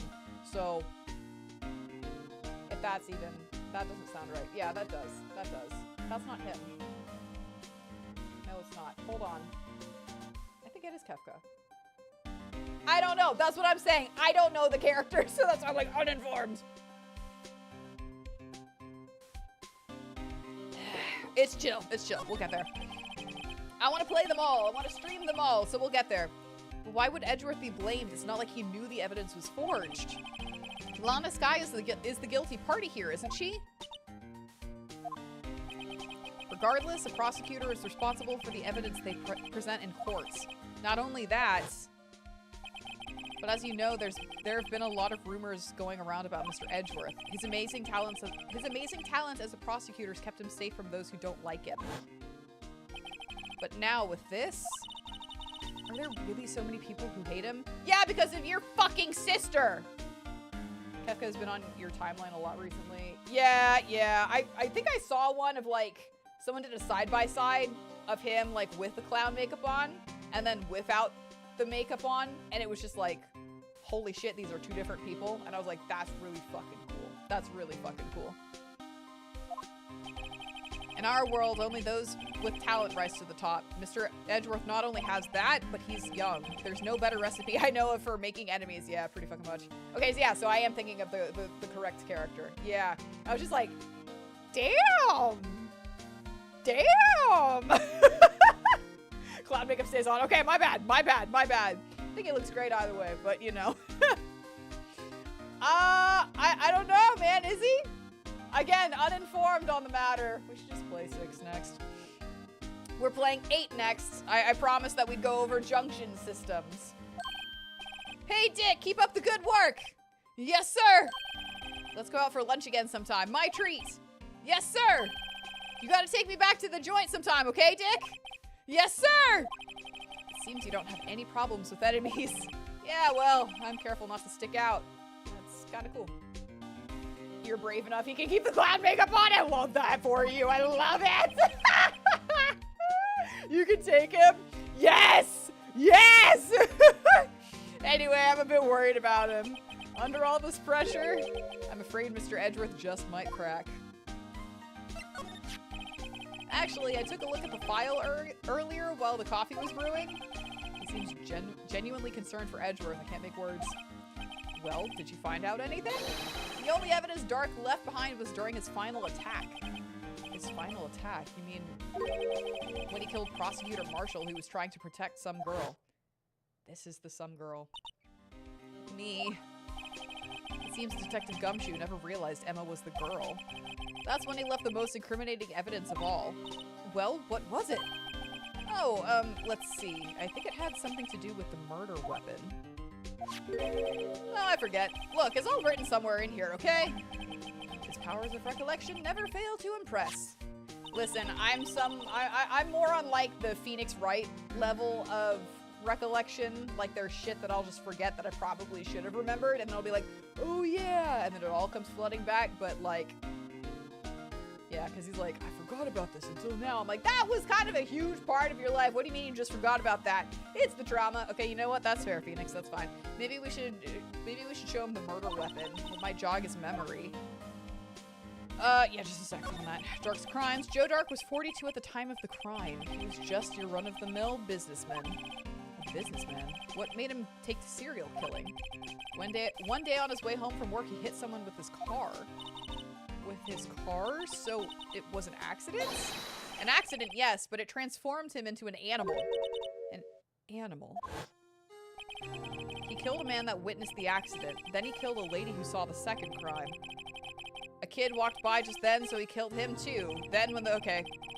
I missed that. A jogger came up from the scene of the crime, finally, yeah, and was killed as well. Finally, he turned himself in. It went over that one. I didn't hit a button or anything. But yeah, it looked like he killed a kid, so yeah. Seems he was a pretty careless animal. Of course, this is all conjecture. There wasn't a single shred of evidence. So he turned himself in. Yes, but in the middle of his questioning, he fled and murdered his final victim. Prosecutor Marshall. This all seems too fucking sus, to be real. That crime was witnessed by someone too, but luckily Dark was arrested on the spot. None of this seems too fucking wild. That or he's just that unlucky or dumb. Or both, why not? It's a good thing that last witness wasn't killed. The last witness, aka Emma. Okay, so... this. About this. Hey, is that... It has a tag attached to it with the label SL9 incident on it. I believe this would be the broken murder weapon you were speaking of? What are you doing with that? Ever since that case was closed, that knife's been locked away in a locker. from the day Detective Goodman was murdered, this suddenly had disappeared from the locker and found in Mr. Edgeworth's car muffler. That's it! Now I remember what the incriminating piece of evidence was. When you showed me that knife, it all came back to me. Well, what was it, Detective? Quick, before you forget again! This knife, it was Joe Dark's, wasn't it? That's right. We traced it back to the store he bought it at, plus had his fingerprints on it too. But no one actually witnessed him using it to murder anyone, right? That's where his luck ran out. When you take a good look at the knife, you'll see it's broken. You don't have to take a good look to notice that. Yeah, well, anyway, take a guess where the broken off tip of the knife was found. That's what did him in. Where was it? The victim, Neil Marshall, was carrying it inside his own body. Okay, so what was the... You think Joe Dark might just be misunderstood, guys? I don't know. If he was in a Kingdom Hearts timeline, I would say, yeah, definitely he was. It was found deep inside the stab wounds. Did it match Dark's knife? You bet, down to the last fiber. But they said that there was... Like, they weren't sure. It didn't match up. That's pretty conclusive. Yet, they said that the wound didn't match up with the weapon. Neil's autopsy report added to the court record. Stabbed in the back, died from a punctured heart and lung. A knife tip was in the wounds. Switchblade knife updated in the court record. The broken tip was found in the victim's body. Belonged to the murderer, Joe Dark. Well, there you have it in a nutshell. That's all I know. Can I ask you one more thing? What is it? If it's money you need, you should ask Chief Gantz. It's not money, but it does concern the chief. His office is a crime scene, right? It's where prosecutor Neil Marshall was murdered. The chief's out now and his office is locked. But we'd like to have a look around it if that's okay. Well, any detective's ID card could unlock the door. What? Really? What if I let a civilian in there? I'd be charged with breach of trust. Breach of trust? Simply put, I'd be canned. Oh. Sorry, pal. I don't plan on getting fired because of you. That's in your future kind of ish, not really. How about this ID card? It was Detective Goodman's. Put that away and wait until he's gone, please. That won't work either. The data was deleted the day he died. Oh. So in other words, Gumshoe was our only chance of getting into that office. I wonder if there's something we could show him that would make him change his mind. I don't fucking know! Let me share a little advice with you as a detective. If you don't have a clue, keep your trap shut. I'll, keep that in mind. Sheesh! Okay. Okay. Let's see. Incident number Soul 9. Closed. Perpetrator Joe Dark. Crime serial murder. Sentence to death. Victims, yeah, Edward Jones, Edith Kirby, Jeb Bates, Jason Knight, Rachel Moss, Neil Marshall, head prosecutor. I think we went through this already. Yeah, we went through it already. I've been setting up on those files. There's nothing wrong with Mr. Edgeworth's presentation. I think people are accusing him of injustice. I, for one, ain't buying it, pal. Yeah, you're looking into the case for Mr. Edgeworth? Yeah, it was a pretty big deal while it was going on, you know? After all, a serial killer was on the loose. But Lana was pretty clear in her confession. She forged evidence in order to prove Joe Dark guilty. Yep, don't. I can't believe Officer Marshall would do something like that. You know Officer Marshall? Of course I do! He was like a mentor to me. When I first started out, he gave me a small cactus. Really? He said, Dick, she'll listen to all your troubles. Note to self, Detective Gumshoe talks to a cactus. Hard to believe he's just a patrolman now. Someone ought to trade places with him. What? Why are you looking at me like that? Aw, man, come on, Phoenix. about that jar. I think I've seen it before somewhere. Somewhere? Or maybe it's one of those memories people have from previous lives. Okay, no. This must be the most uninformative detective I've ever met. Something about it makes me feel uneasy. It's like I'm in the chief's office and he's yelling at me. Chief Gantz? Where could I have seen that before?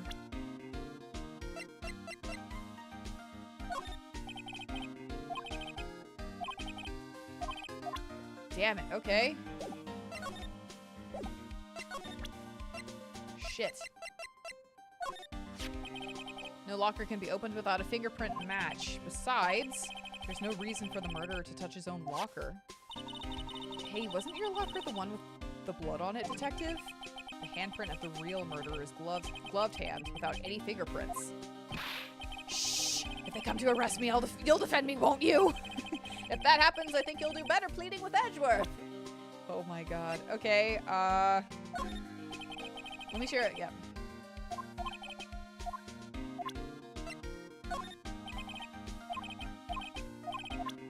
Nope. Fuck.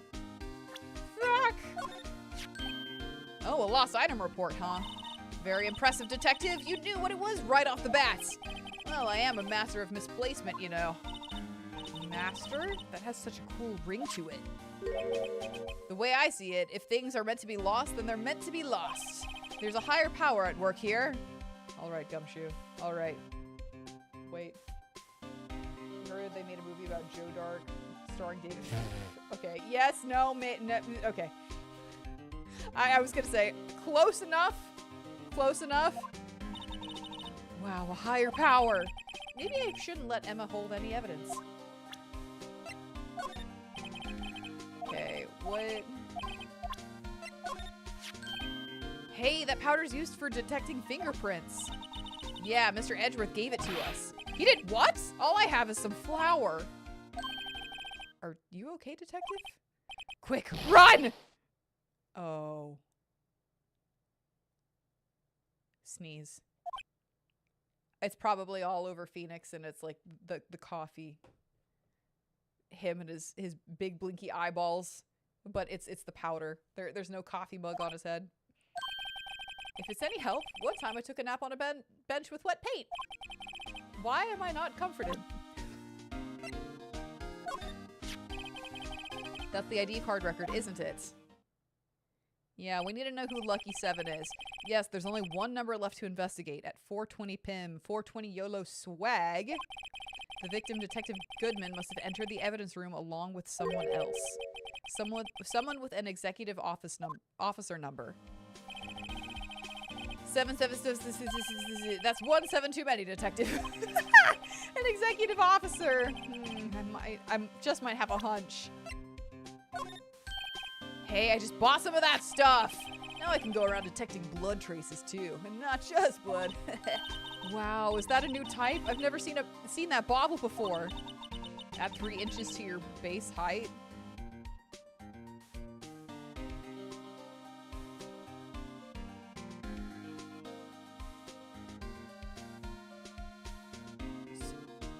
So I'm gonna be 16.5 inches here soon. Base height. Hey, let me see that. Looming tall. New and improved growth formula. I'll be 16.5 inches here soon. I mean, this can't detect any blood traces? Well, that's not quite the same thing as luminol. So that's why the lady at the counter had the smirk on her face! I'm gonna be 16.5 inches here soon. Oh my god. Okay, we did this one already, but we'll do it again just in case. Yeah. Yep. We did all this already. That's it. Now I remember what that okay, blah blah blah blah blah blah blah blah blah blah blah.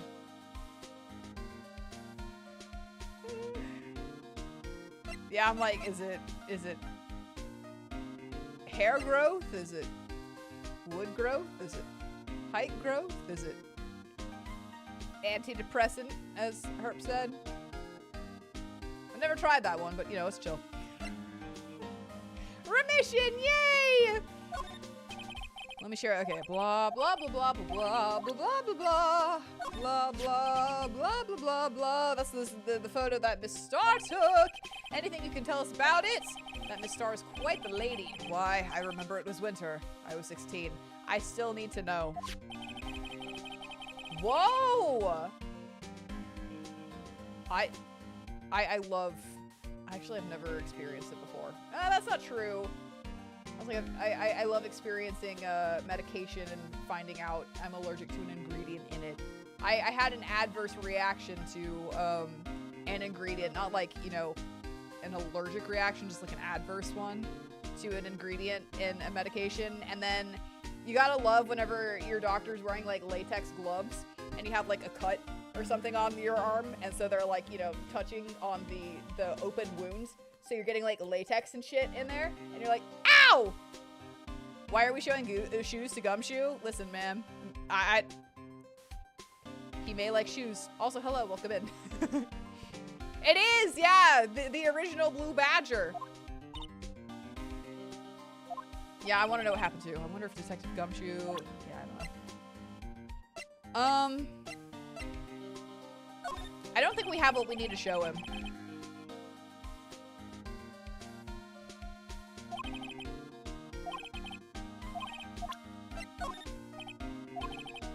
Yeah, I don't think we have what we need to show him.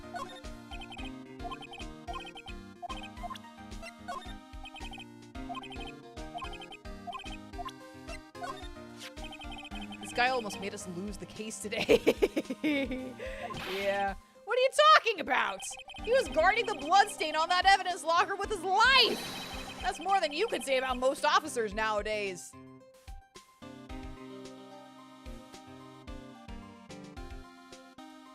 He said it. It would have saved us a lot of trouble if he hadn't guarded it so well.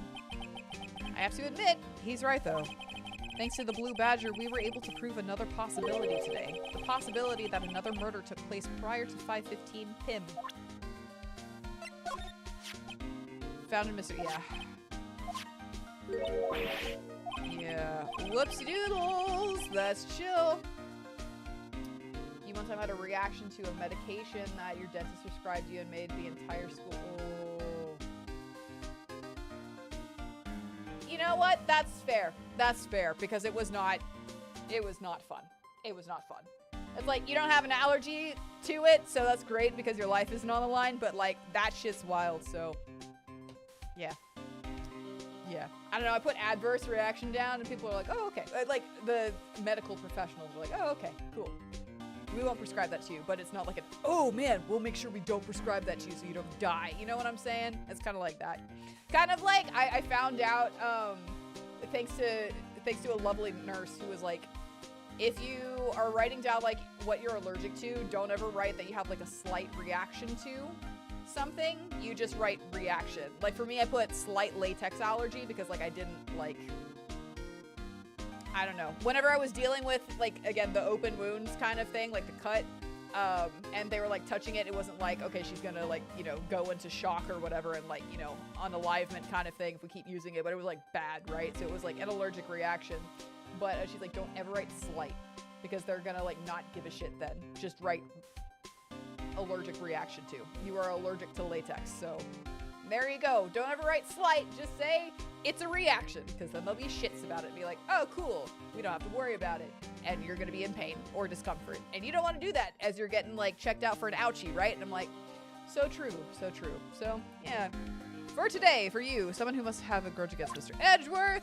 Okay, we did this, that already. Okay, we have all this. Yeah, and there's broken. There's a reason. I'll tell you what it is later. Apparently he's forgotten. You can do just about anything these days with a card and a secret number. Scary. It's only scary because you'd keep dropping your card, Detective Gumshoe. Yeah. Okay. I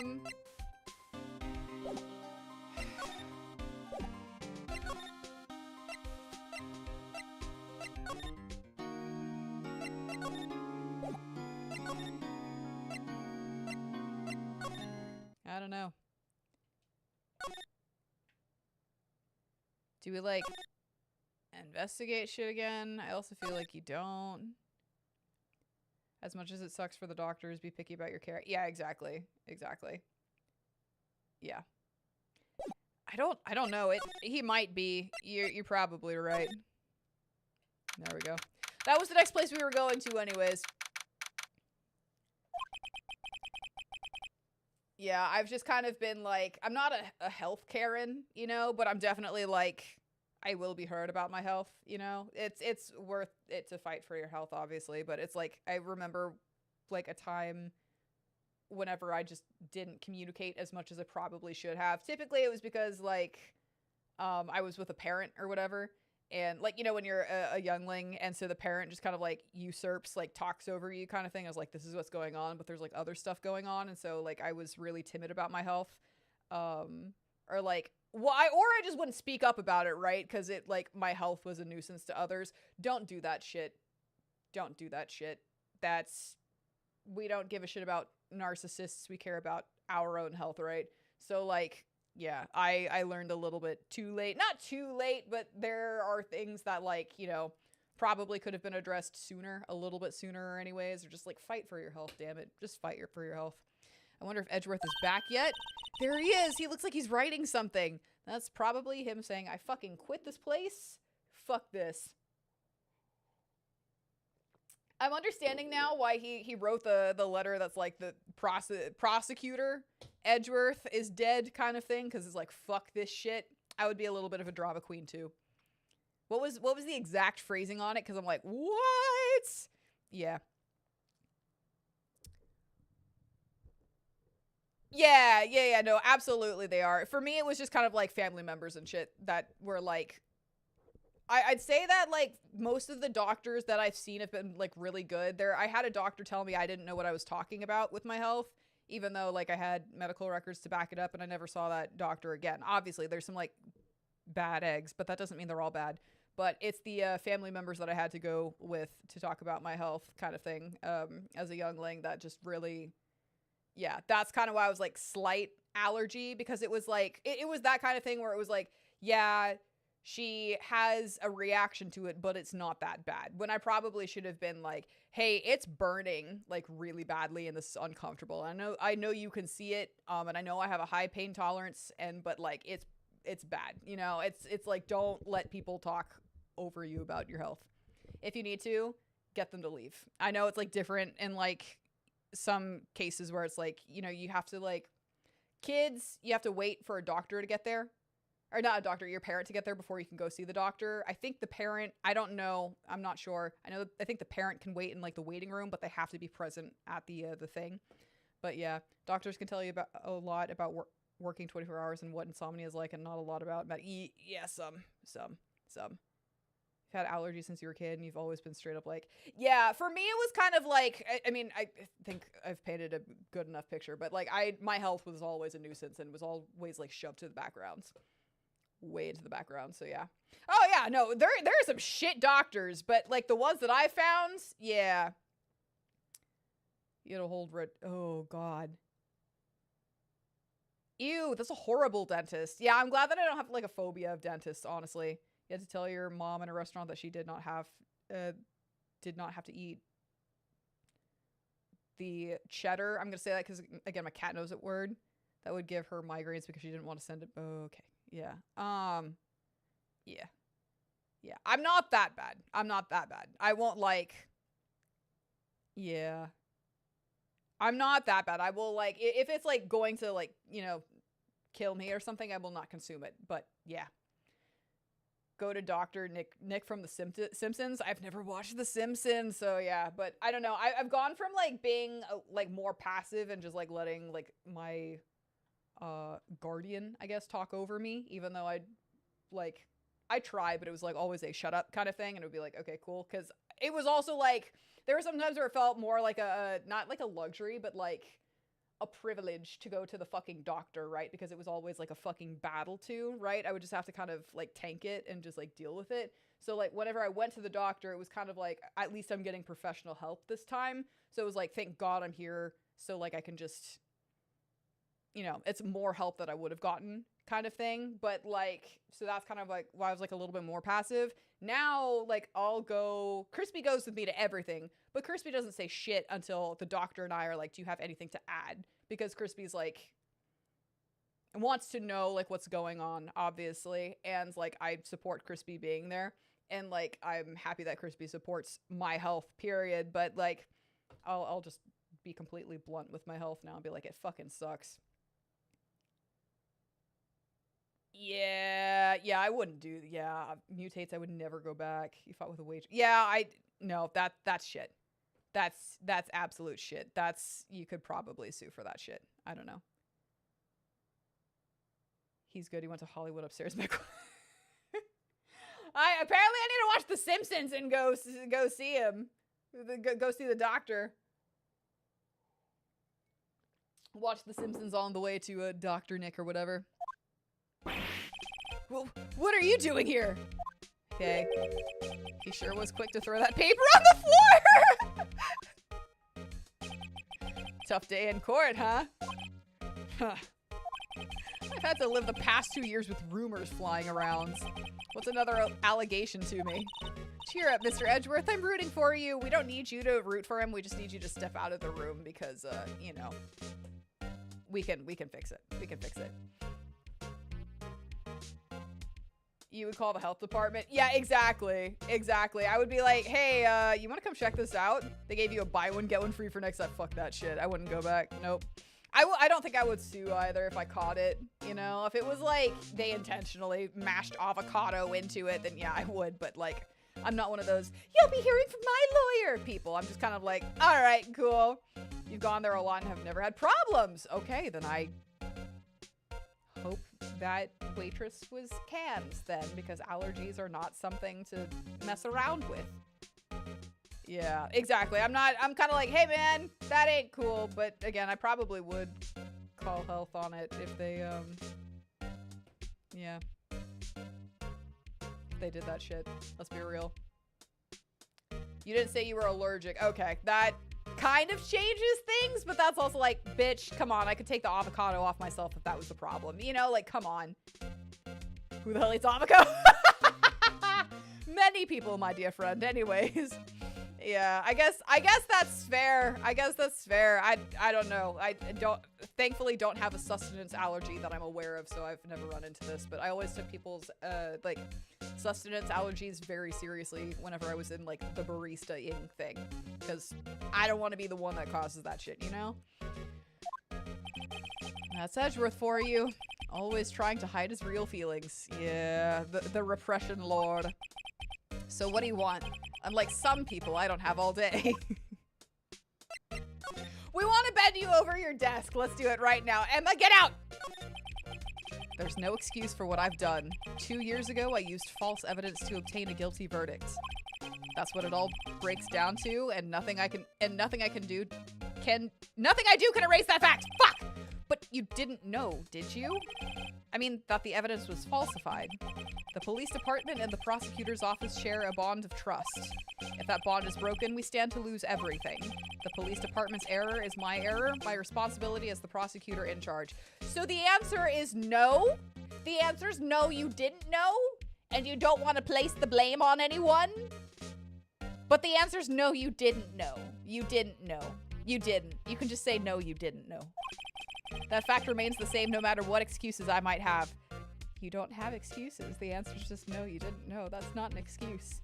That's not an excuse. No matter what your parents might tell you, that's not an excuse! I just didn't know! Legitimately!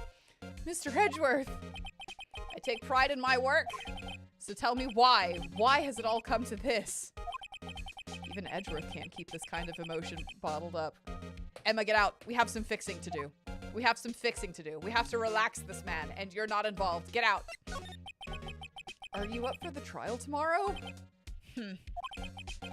First, last year's trial, and now this one. It seems all you do is worry about me.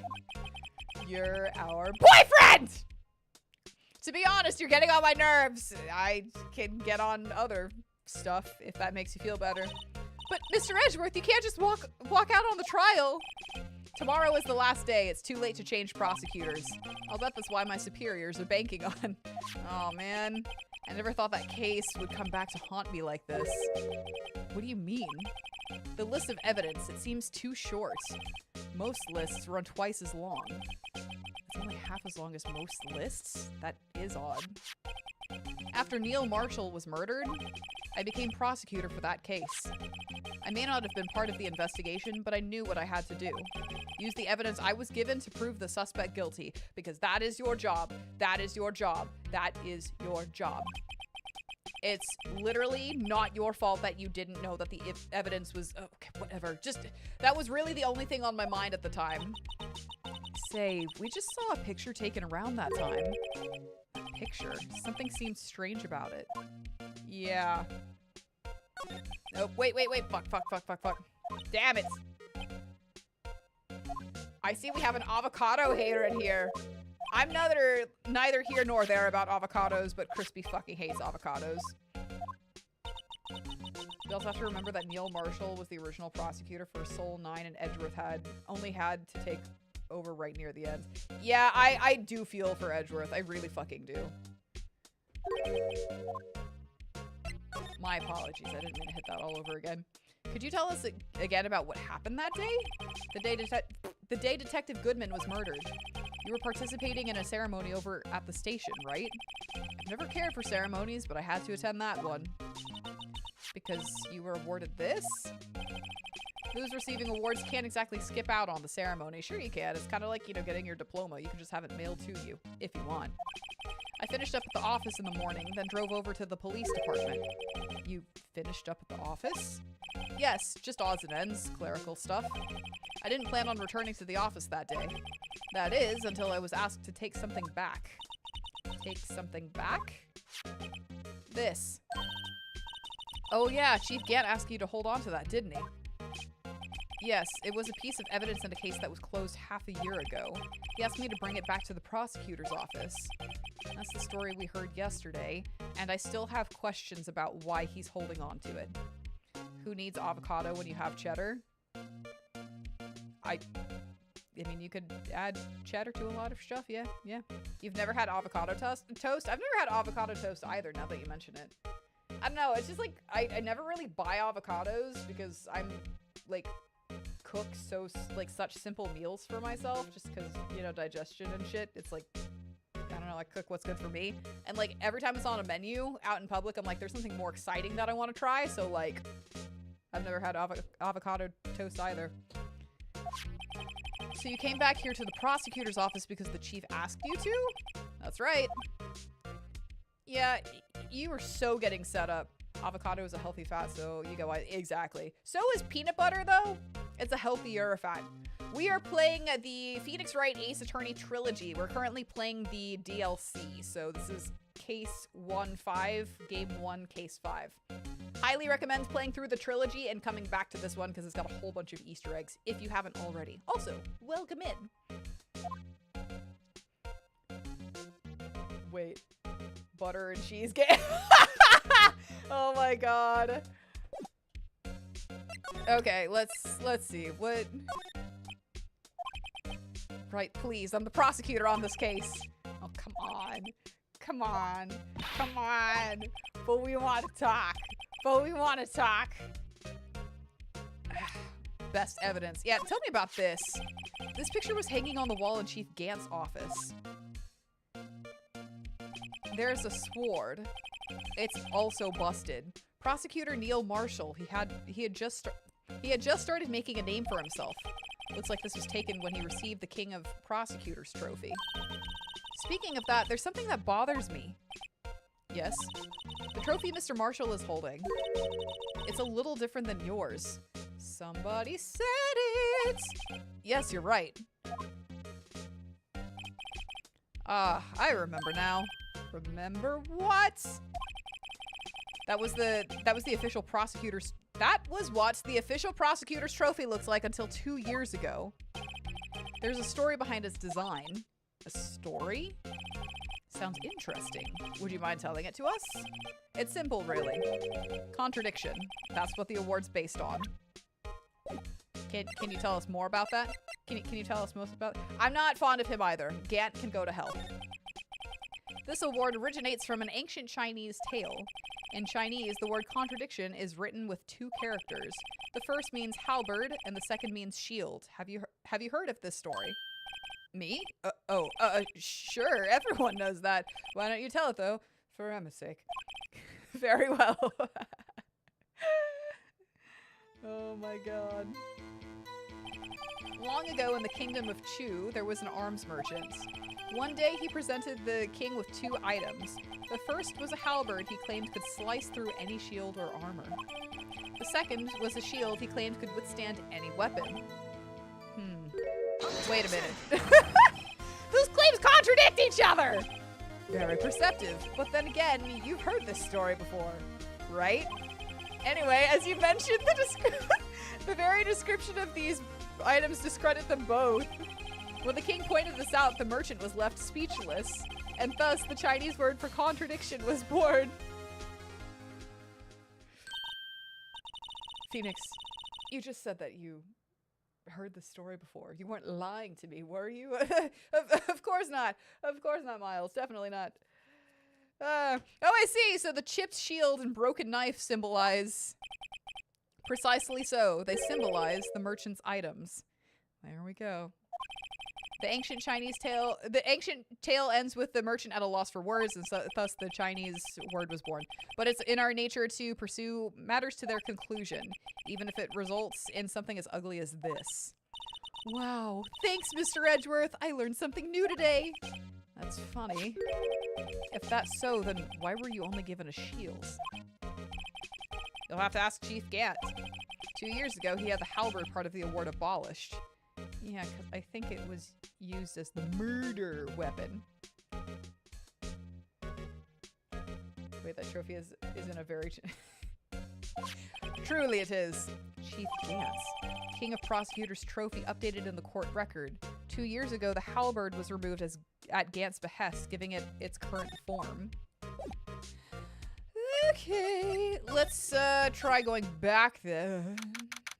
February 24th, Prosecutor's Office, Underground Parking, Lahat. Excuse me, are you selling us weenies today? Is that what's happening? Yes. Would either of you care for a 1/4 pound of roast beef? Jesus, that's a lot of roast beef. Miss Starr, I guess she's out of lunches. You certainly are the curious sort, aren't you? Kind of like the first person who sucked a cow's nipple to discover milk. Okay, I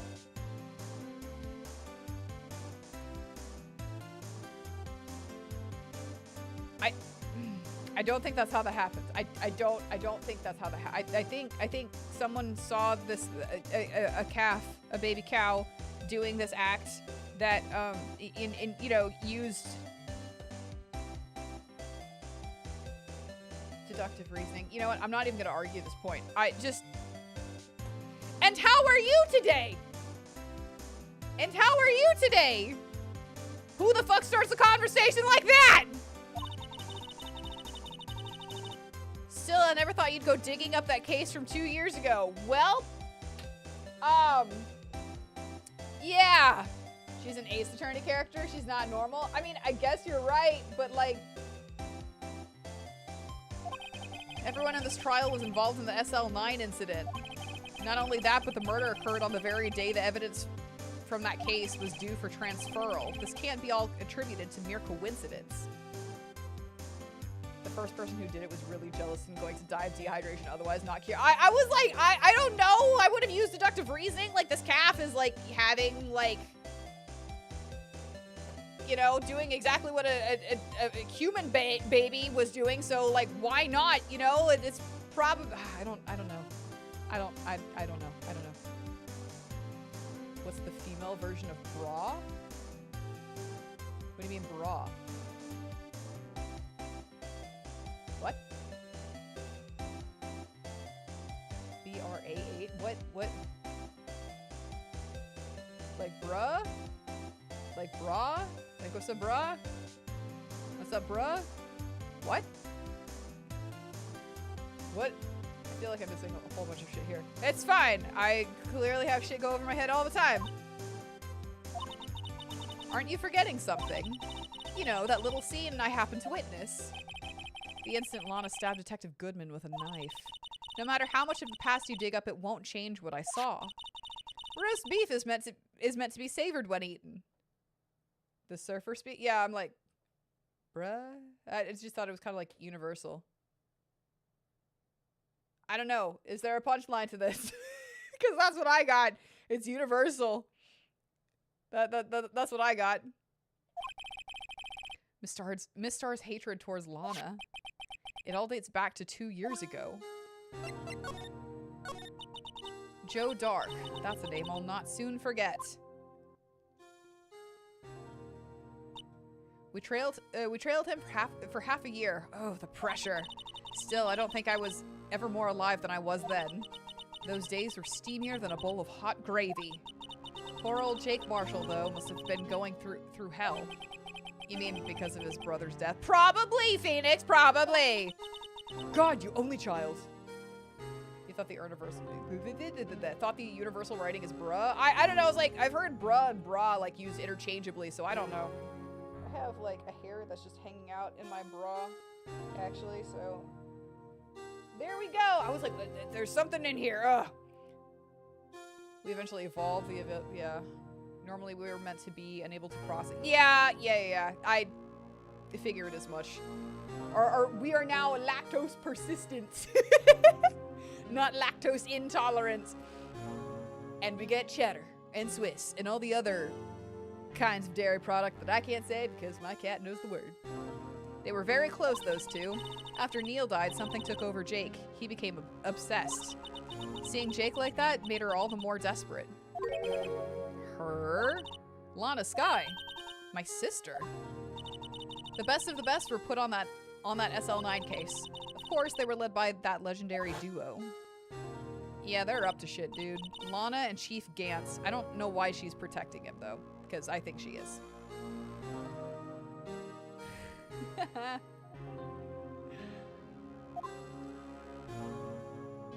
Okay. That legendary pair was the reason we were able to keep up our investigation. That's why we were so shocked over how it turned out. You mean with the forging of the evidence? Don't get me wrong, Joe Dark got what he deserved. Still, it was obvious the evidence produced in court was being manipulated. Yeah, I'm like, how are people not seeing this? How are people clearly not, like, raising objections? I can see that with Edgeworth, right? He has, like, blind faith in the police department. He is a little bit stuck up and a snob, so he probably would just be like, I, you know, have the evidence, I know all the facts, you know, kind of not look too closely at it because of the combination of those two things. So I can see how maybe he got fooled, but that was insane. Corruption covering it up clearly. Yeah, I'm like, bitch. Bitch. The items our team never found would suddenly appear while other items were kept secret. But you don't have proof anything illegal was done. I'm proof enough of what happens. After that case, all of us save Goodman were relieved of our duties. Most without even so much as an explanation. Then Lana Skye transferred to the prosecutor's office and became chief prosecutor? Lana always wanted to be a prosecutor. Nothing's quite as simple as it appears. Huh? Lana Skye was merely being used as a pawn. No shit. That's my take on the matter. She was being used? Damon Gant and Lana Skye. Gant led the investigation with Lana second in command. They were the best. They solved all kinds of cases together, didn't they? Damon Gant's magnetism, in particular, was almost unreal. His magnetism? By that I mean his ability to attract evidence. He produced the most incredible evidence in the cases he handled. Incredible evidence? You mean... Oh yes, there were rumors about him even back then. No one dared confront him, though. I take it she's talking about forged evidence. Back then, everyone looked up to Lana. All the detectives wanted to be like her. Really? Oh yes, myself included. I was a fool, really. She hated anything crooked and always watched out for the other detectives. That's why she was so concerned for Jake. Mr. Marshall. When Jake's brother was murdered, she felt as if she had lost her own brother. If it wasn't for her, I don't think Jake would ever have recovered from his shock. That's what makes it all the more infuriating. Miss Star. That's why I'll never be able to forgive her. Why did she have to turn so cold after that? Being used. Lana transferred to the prosecutor's office 2 years ago, didn't she? Yes, thanks to Chief Gant's powerful influence. Chief. That's right. Having solved the SL9 case, his position as chief was secured. There was only one thing left for him to control. And then no one could stand in his way. The prosecutor's office. What? You mean that's why Lana was transferred? If he could control the chief prosecutor, he could control the prosecutor's office. That must have been his goal all along. No fucking shit. But how could he control Lana?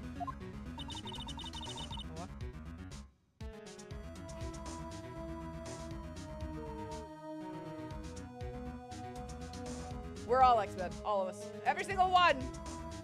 I don't know, but one thing's for sure. Ever since that case ended, she's never been the same. It's only logical to conclude there must have been a reason for her change. At last, I'm finally getting close to the bottom of this ugly mess. Thank you, Miss Star. You listen to me, rookie. It takes more than just ingredients to create fine cuisine. I hope you turn out to be a better chef than I've been. Well... go back upstairs really quickly. No, it's fine. Detention center? Nope. There we go.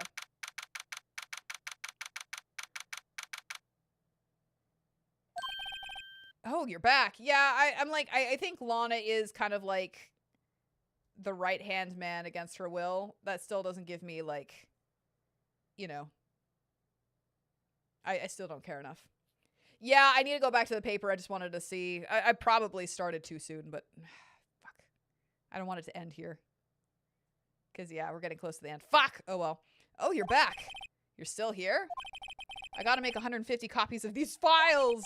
Brewing coffee, copying files. I'm turning into a regular DJ. What? You're a DJ as well? If I'm not mistaken, I think he means desk jockey. Oh, that DJ. I gotta admire your persistency, but my answer's still no. I'm not letting you in the chief's office, period. It'd be my neck on the line. The office is the last crime scene in the SL9 incident. I have to take a look in there. There's gotta be something we can do to make the detective change his mind. Yep, but right after we go back to literally anywhere else. Hold on. We do have to go to the High Prosecutor's office. I wonder what he was writing before. Come on, Mr. Wright, let's take a look. Are you crazy? Edgeworth is sitting right there. Just distract him, I'll check it out. Oh, I know how to distract him. Hey, Edgeworth, you want to come sit on the sofa real quick? Just real quick. Just real quick. Hey, Edgeworth, come sit on the sofa real quick. Just real quick. Is that Detective Gumshoe out the window there? Oh no, he's falling to the ground! Hold on, first let me see what this girl's doing crawling around my feet! Yeah, he didn't even look! What? Letter of... If you're having trouble reading, I'll read it for you. It says a letter of resignation. Resignation? Edgeworth, you don't mean... I'm tired, right? I feel as if something inside me has died. But, Mr. Edgeworth, none of it is your fault! I know the path I've walked. You don't need to tell me. And the path I've walked hasn't been a just one. I can't forgive myself for what I've done. And no one else should forgive me either. Oh, we're gonna forgive the crap out of you, right, Phoenix Wright? Brain Cell Collective? Right? We will, absolutely. Uh-oh, I think he's serious. Mr. Wright, please, you have to do something. Hold on, hold on. I'm working on it, but you have to leave because he can't sit on my face with you here. This letter of resignation, I wonder if I could use it for anything? Letter of resignation put into pocket. Edgeworth's discarded letter of resignation. He's serious! Ah! Okay. Honey, hold on. Hold on. We can't flirt in court if you do this. They say where there's smoke, there's fire. Apparently I was so caught up in the smoke, I lost sight of the truth. Edgeworth. The others are right. I have no right to serve as a prosecutor. Oh, but Mr. Edgeworth, you were only doing your job.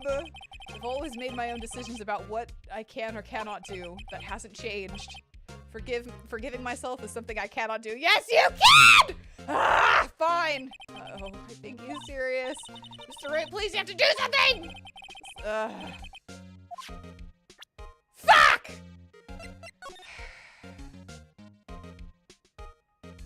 Wouldn't Emma see us on the sofa? She would just see us making out, and that's fine.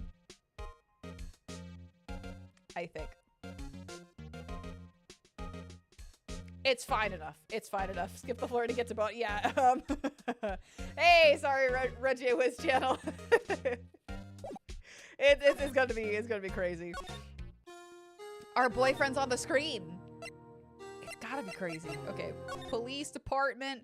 I should probably save this, right? We've gone for a while without saving. All right.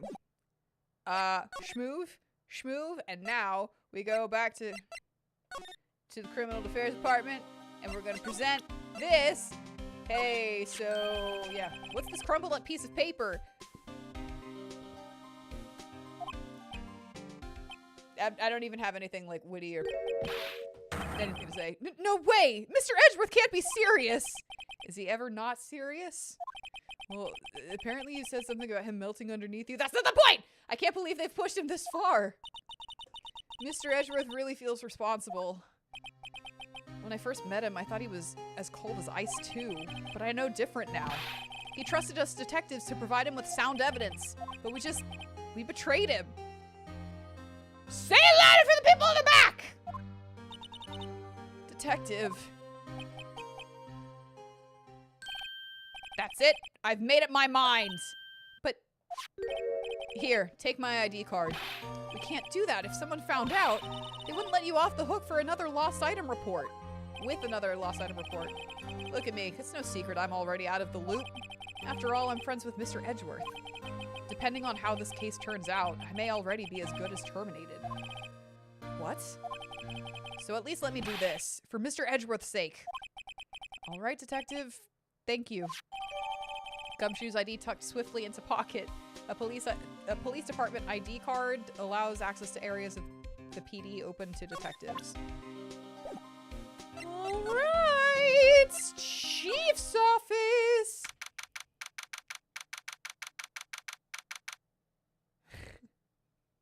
Wait. So that goes through, but your comments are— listen, I don't know. I don't know. YouTube really hates you, man, and I'm sorry. Here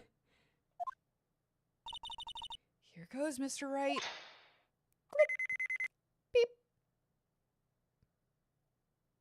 If you touch that organ, I will fire you, even though you're technically just a friend on duty, but whatever. We're in! If anyone finds this now, Detective Gumshoe's a goner. If that happens, I'm counting on you to bail me bail me out! Ah! Ah! Oh, did he get slapped? Sorry, I thought you were a ghost. I didn't even know you could slap a ghost. Ah! Detective Gumshoe! What are you doing sneaking up on us like that? I wasn't sneaking. I was just worried something might go wrong. So I came too. If you're here, then what's the point in giving us your ID card? Gumshoe's ID crushed and rendered unusable in pocket. Oh my god, I love you, Phoenix. Hey, don't do that to my card. I love you, Phoenix. I hardly ever get a chance to come in here, so I figured I'd have a look around myself. Besides, we're all in this together now. You really do want to get fired, don't you? Not if we're lucky. Now come on, let's see what we can find out. I've got a bad feeling about this. Alright. Star Wars fan. That desk on the other side of the room, was that your sister's? Yes, that's where I was waiting for Lana. On that day 2 years ago. Is anyone using it now? No, sir. This is entirely Chief Gant's office now. He practices a strict policy of preserving the crime scene.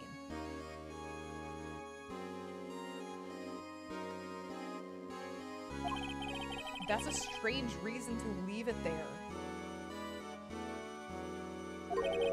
He leaves it as a warning to everyone else. He wants us to always be alert. That's stupid.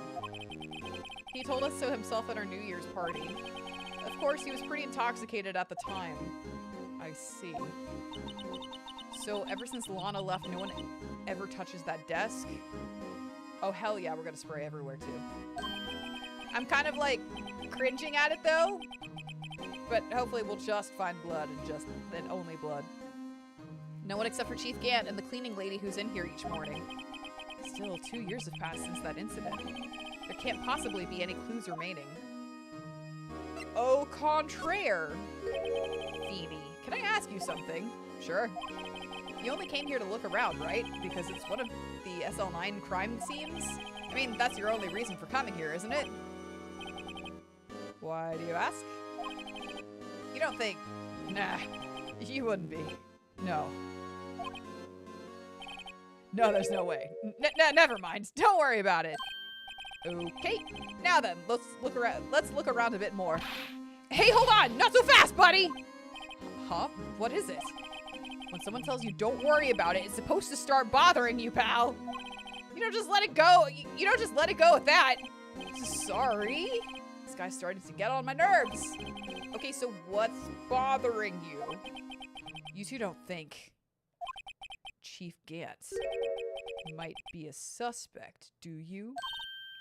What? He's right, Mr. Wright. What do we think of him? Yeah? Chief Gant. So it's finally come to this. What do I think of him? He's a piece of shit. Ruining our boyfriend's life. Perhaps it's best I don't divulge my feelings yet. There you go, ignoring me again. Alright. Let's just start with classic examining. This is a safe, isn't it? Safe. That word is ripe with intrigue.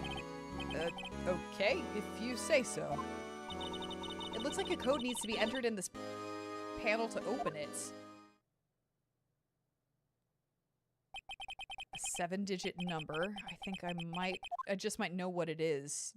Don't touch it yet. I'm not sure what will happen if we entered the wrong code. I'd better wait until I find something more definite. Yeah. A 7-digit number. Didn't we see one of those somewhere? Yeah, I think it's just...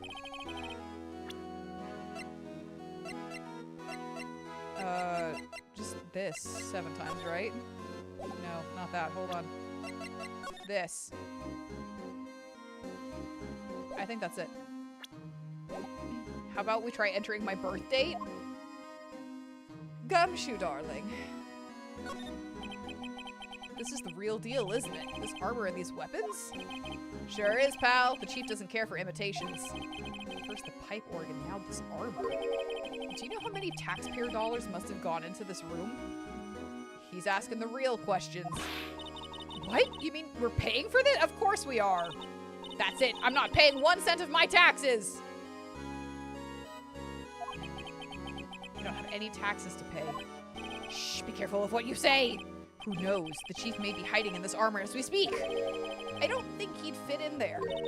Even if he did, he'd never be able to get back out. Cut it out. You guys don't know how scary that guy can be.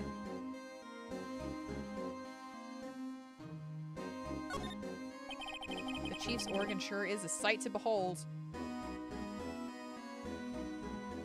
I've read too much hentai for this.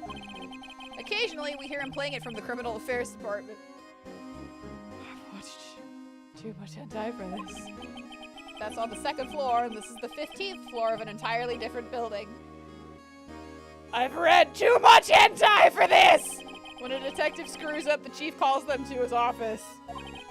It makes them listen to the organ for hours.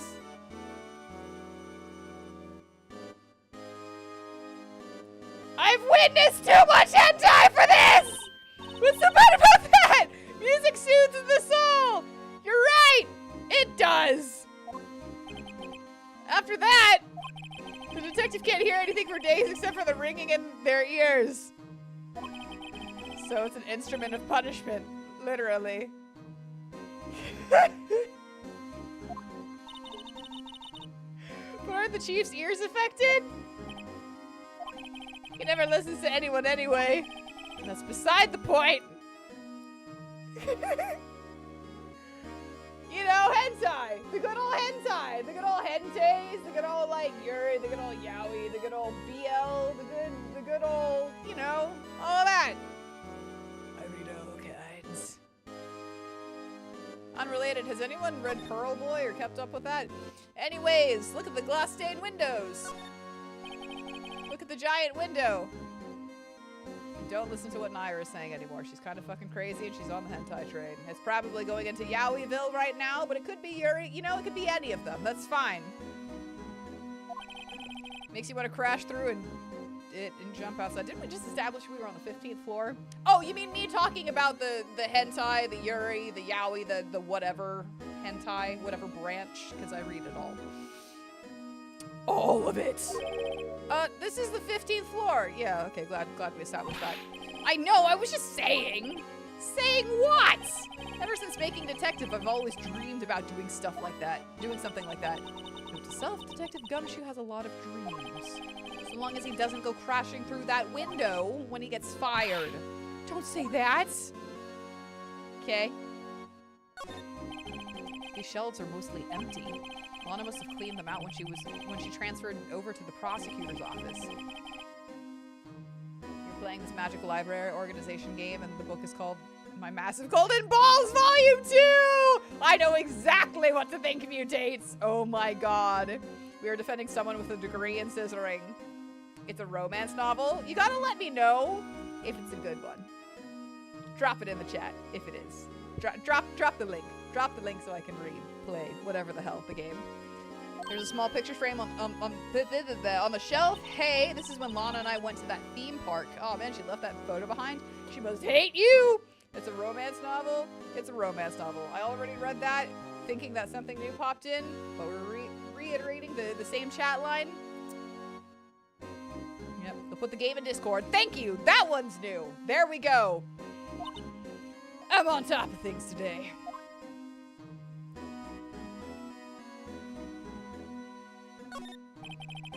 This was Lana's desk. It sure is tidy. Drop it in Discord. Lana's always been a meticulous cleaner. There's not even any dust on it. Looks like someone's still keeping it clean. Does Lana ever come back here? No. Chief Gant must still keep it clean in memory of their partnership. They were the stuff legends are made of. How does he keep it in memory? Does he keep it in memory of her or in memory of the crime?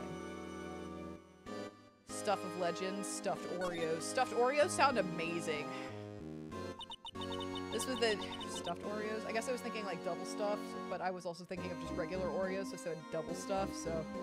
Romance novel, yes. Like I said, I will read anything as well. Yeah, links can't appear in chat. I meant like Discord. Yeah, we did turn it off because the mods fucked ourselves over. We were like, ah! That was taken on that day 2 years ago. You get double stuffed by lot. The day Joe Dark ran out of the questioning room and tried to kill Emma. After receiving his award trophy, Mr. Marshall took a picture here, then went along with Chief Gant to question Dark. I bet he never knew he'd be dead just a few hours later. Yeah. Gee, you think? Crap.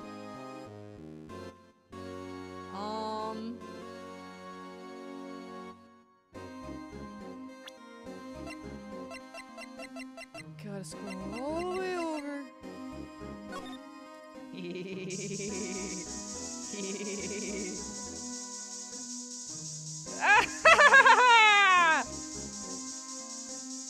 gave me this spray bottle. I know I should probably hit the floor with it, but that's fine. Nobody had window sex here. Confirmed. Ah! Well, that'll do it. Do we want to examine it? That's fine. Whoa, this Maria? This Maria must have been covered in blood. Your Nayrism of the day. Is this from that incident? It must be, when Prosecutor Neil Marshall was murdered. 2 years have passed, so the reaction's kind of dull. So a murder really did take place here.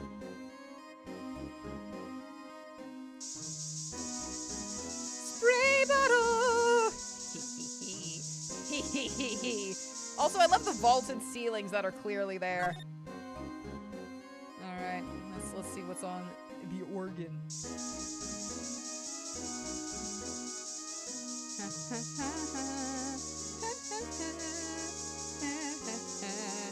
Let me guess, we're gonna find it on the tip of his sword. What sword, you might ask? That guy's sword. But Nayra, that's a euphemism for, get your head out of the gutters! I meant this guy, it's a lance, it's not. Really, what, is this it?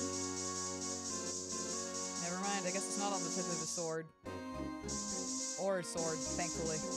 Alright, cool.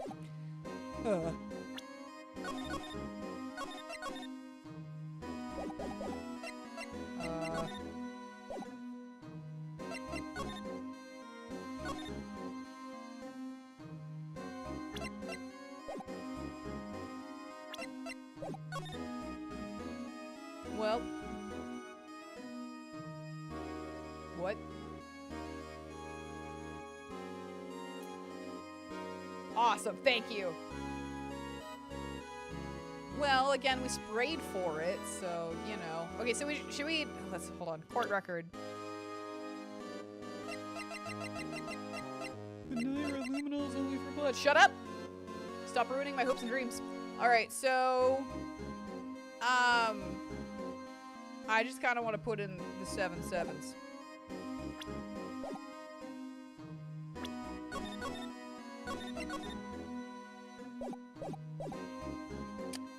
Actually...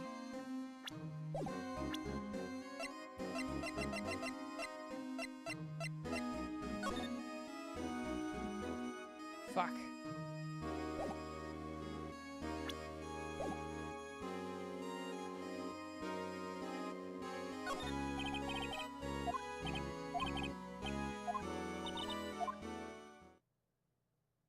I wanted to dust for fingy prints, but yeah.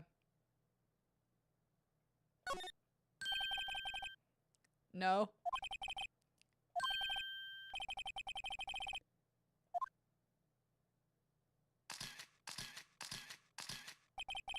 I have a better idea. Here goes nothing.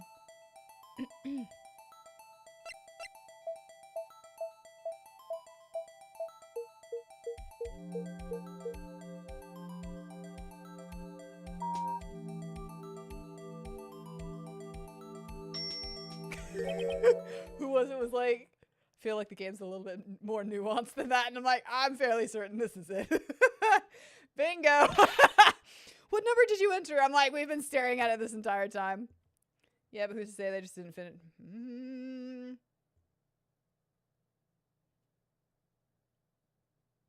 Guess it's fair. You know me. Bust all your safes. What number did you enter? Whose birthday was that, pal? Lucky 7, the final ID card number on that record. What? The number of the mysterious executive officer who entered the room that day. You mean 777, that ID number? I think you're 1-7 shy this time. This can only mean one thing. That Chief Gant's ID, that's Chief Gant's ID number. Say, anyone care to look inside? Yeah, she's asking the real questions. He said he had trouble remembering those. I know, I'm just kind of like, guy, 1-7. Examine. Is there any money in there? How much does he have stashed away? Look, it's a shard from a broken cup. This somehow looks familiar. Where have I seen this before? Phoenix, I know you're not a detective. However, there's something else in here too. What's this? It looks like a piece of leather cloth. This is a handprint, isn't it? Hey, I saw someone wearing a shirt like that once. You think the chief made up the design? I don't think so. Oh, well, it was just a thought. Is that it? This is all that was in the safe? Apparently so. It's empty now. A piece of cloth with a handprint on it and a broken shard from a cup. They look like pieces of evidence. Yeah, but unless you can prove they have something to do with this case, I'm afraid I can't just let you take them. After all, it's my neck on the line here. Great. Now I have to prove their relevancy to get them. How are these two items related to the SL9 incident? Come on, there's gotta be something we can show the detective. Yeah, it's called this little doodad right here. Detective Gumshoe, could you have another look at this jar? I remember when the three of us put that back together. Ah, those were the days. It's kind of early to be nostalgic. Wasn't this jar a piece of evidence from that case? That's right! One of the shards from had an SL9 incident sticker on it. Doesn't this ring any bells? You know, that fragment we just found. You mean this one that was in the safe? Yes, that one. That was in the safe. Now that you mention it, it's ringing a lot of bells! Let's see if it fits. Fragments, assemble! Here, let me see that shard. I'll take a crack at this. Go ahead, pal. Show us what a rookie can do.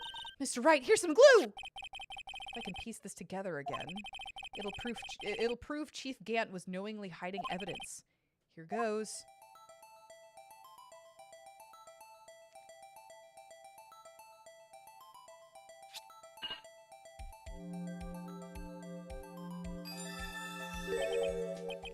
There, it fits like a charm. That, of course, means Chief Gant willingly and knowingly hid a piece of this jar in his safe. In other words, he concealed a piece of evidence from the SL9 incident. But, hey guys, get a load of this! What is it? This piece you just attached. It's different from the others.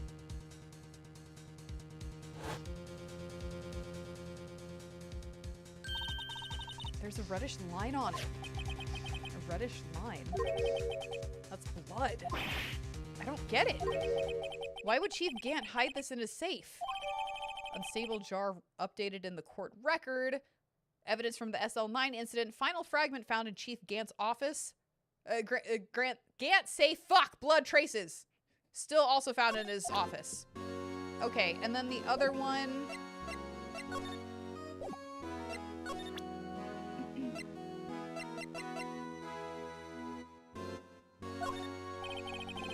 Can't believe Officer Marshall would do something like that. You know, okay, yeah.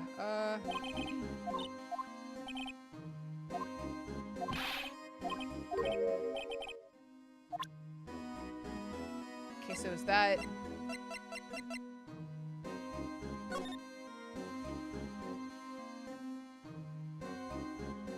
Could it...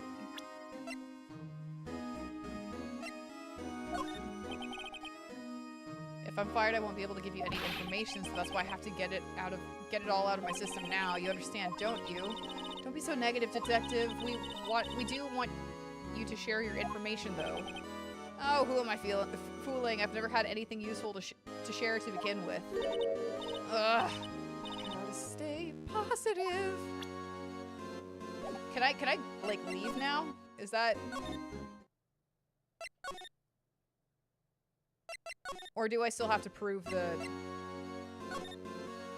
Yeah, hey, so... Yeah, I still need it.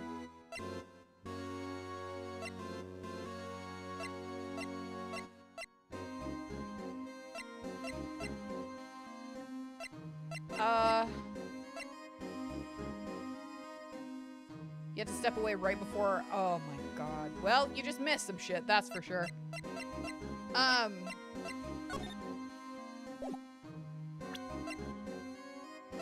god. Yeah, I got the spray bottle. I did.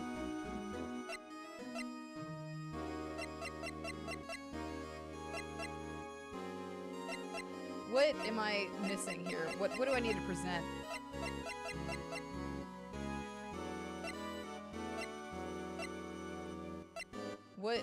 What am I missing here?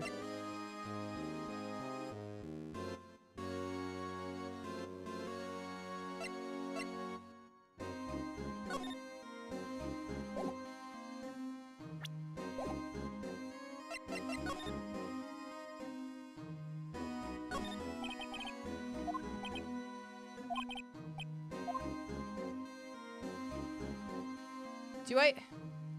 The other piece was, yeah.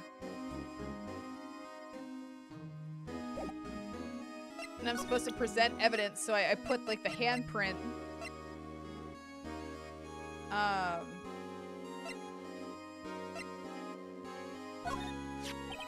feel a lot better now that this jar is complete, but it only raises another question. What is a piece of it doing in the chief's safe? More importantly, why wasn't there any money left in there? Isn't that what safes are for anyway? I have a feeling the outcome of tomorrow's trial just might hinge on this. Okay, we didn't do that. I went right over it. Wow, look at the size of Chief Gant's desk. Speaking of that, when we were here earlier... Oh, it's you two.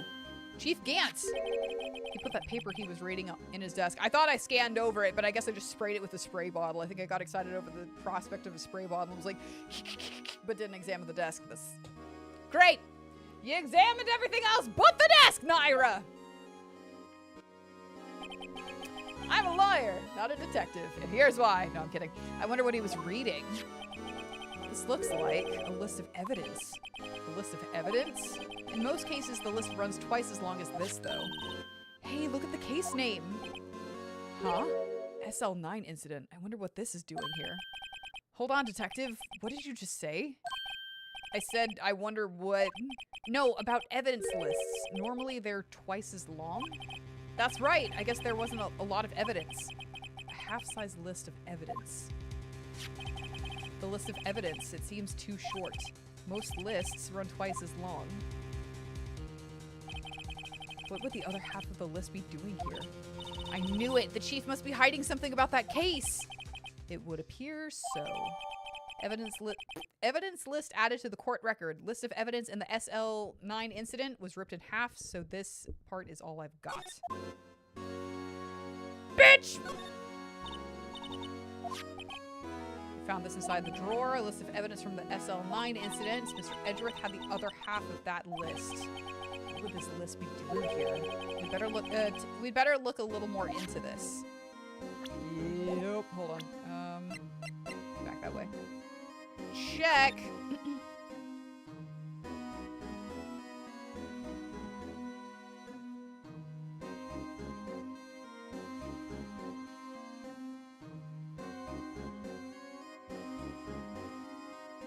Well, that, definitely, yeah, that, can we, hold on, I'm having a difficult time rotating this naturally, because I would. Shit.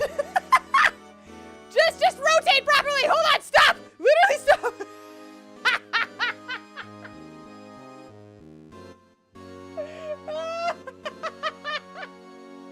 Rotate. Can we? Thank you! God! I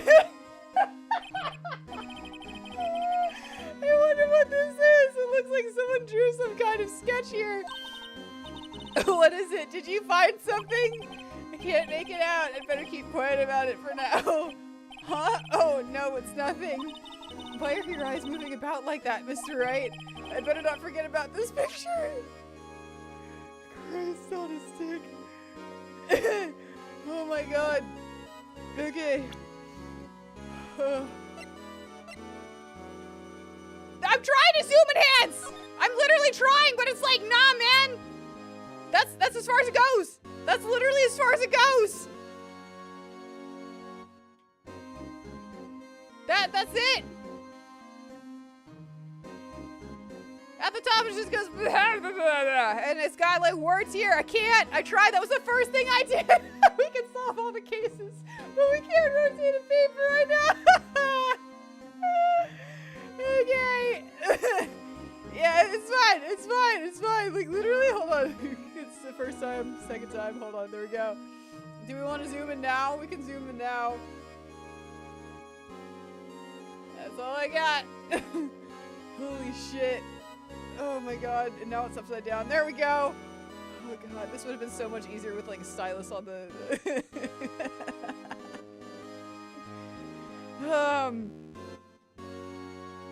Alright. This is fine. We need Crispy to translate them. Yeah, right.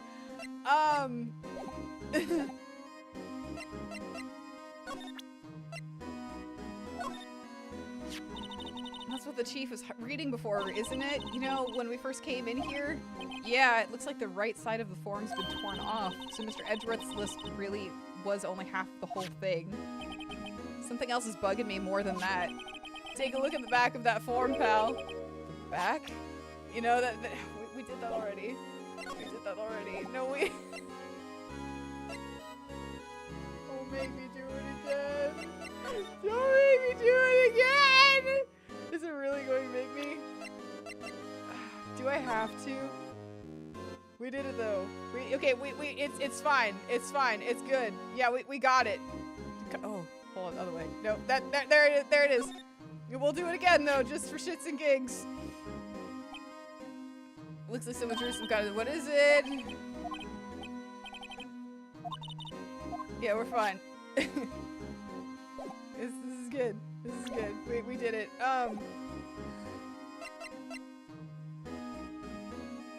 I know!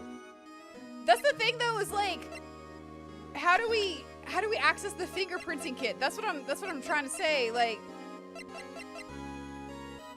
I can check it, but I can't.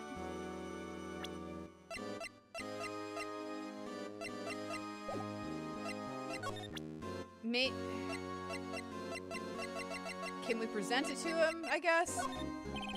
Detective Gumshoe, I'd like you to have a look at this. You wanna take some, okay.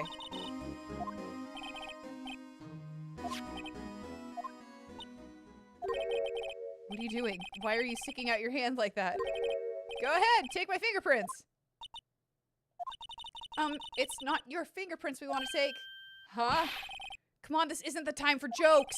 We're talking about that cloth we found in the... Okay, I thought there was... I didn't realize we had to present it. I guess I should have just presented it. We would have gotten there eventually because I was going to start going backwards from presenting shit to him. I thought it would be kind of like the spray, where it's kind of like, use this, and then, yeah.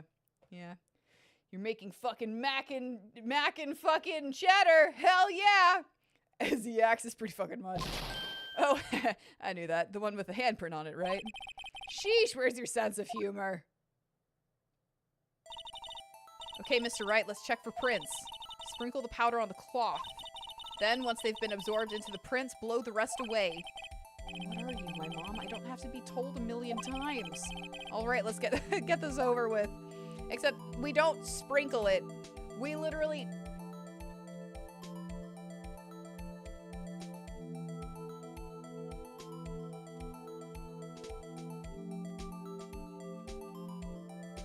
I'm sorry, is there a reason why A isn't working?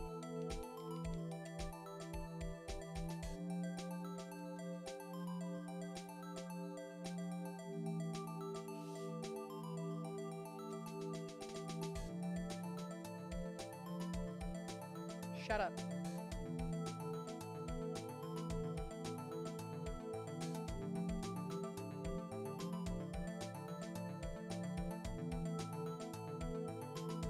Z-axis John and an A button John.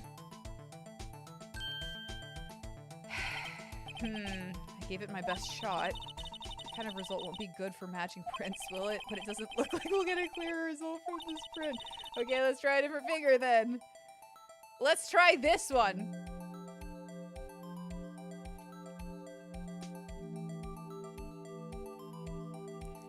I am constantly full of ridiculous foolishness, okay?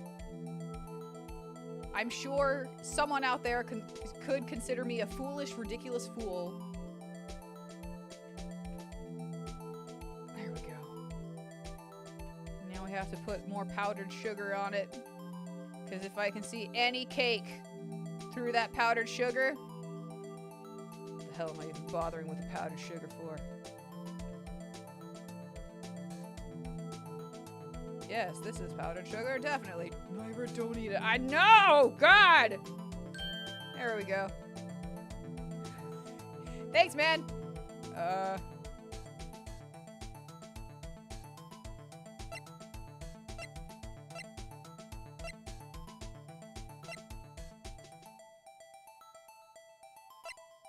That's it. Shit. Shit.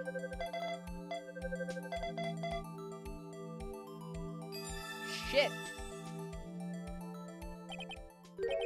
No. How can this be? Yeah. What? What? Larry Butts. Larice Dunham! What are Emma's fingerprints doing here? Hey, you found a match? Whose fingerprints were they? Huh? Oh, it seems the prints are too old. They aren't clear enough to get a match. Oh, that's too bad. I thought they'd be Dark's prints. Psst.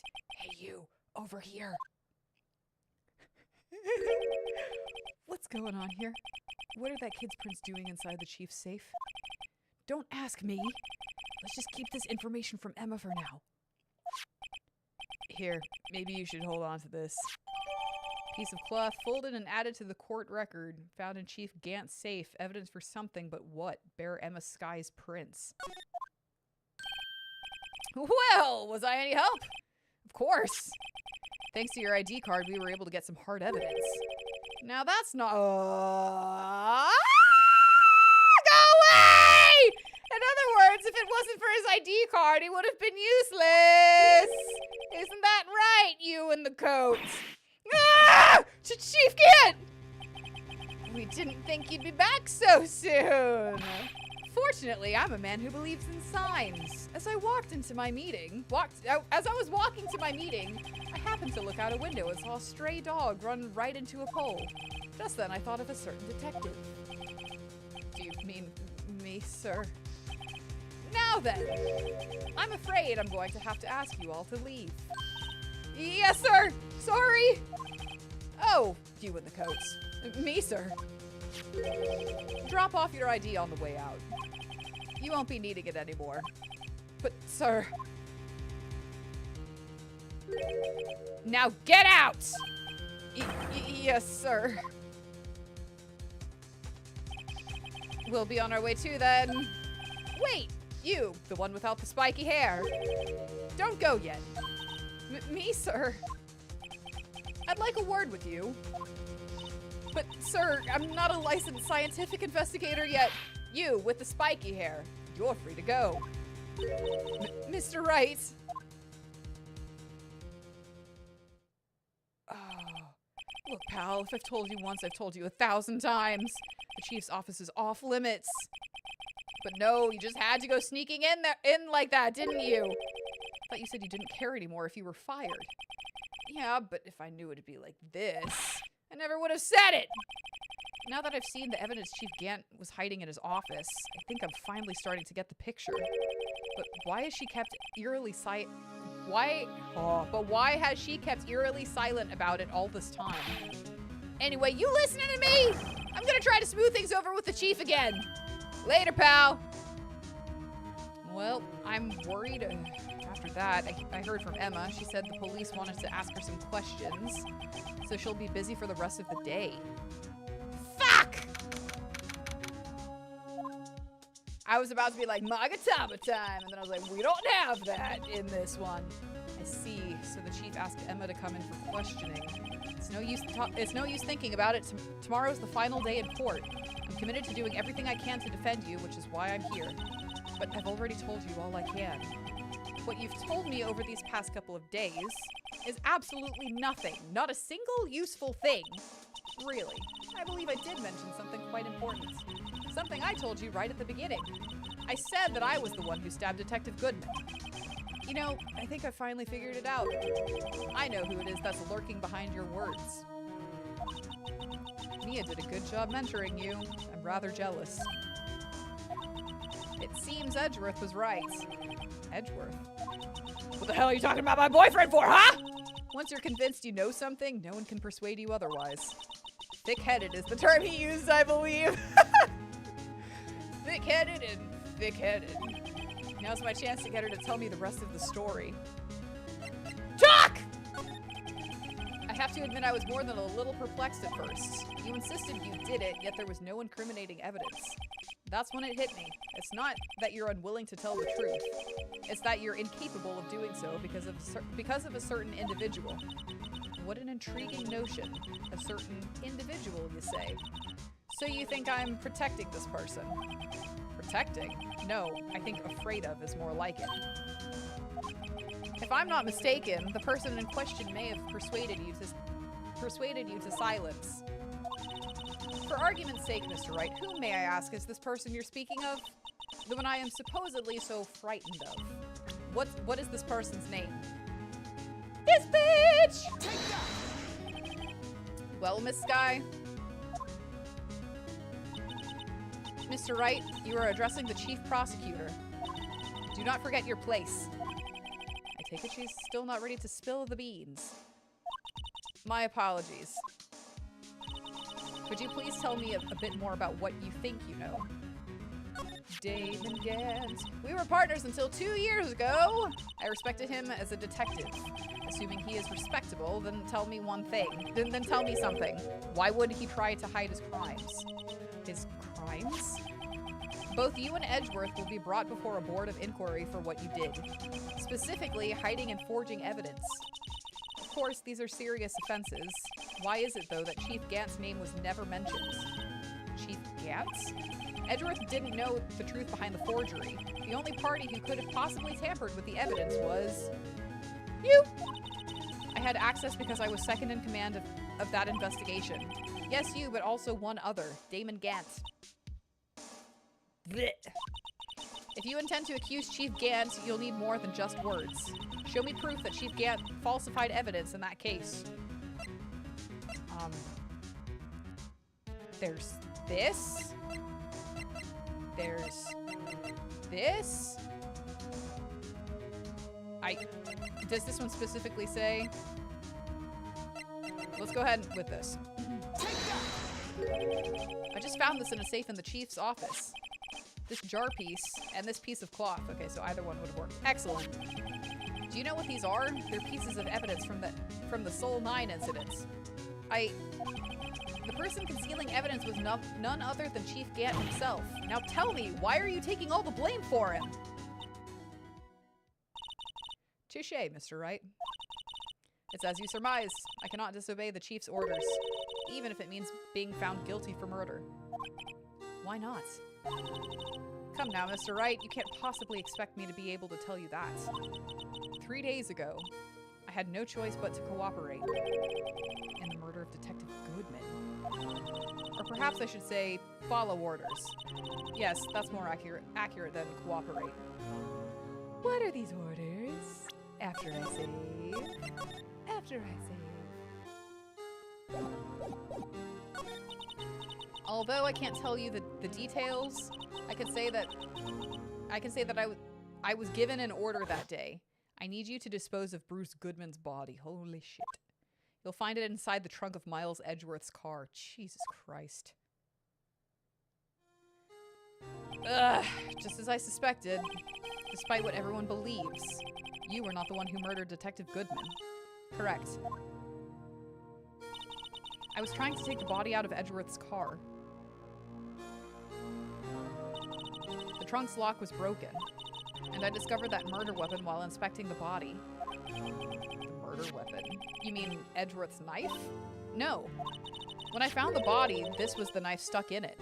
That's what I thought. The knife from the Soul 9 incident. Serial killer Joe Dark's knife. I couldn't just leave that knife in him, so I took it out and stabbed him with another knife. That would be Edgeworth's knife? That's right.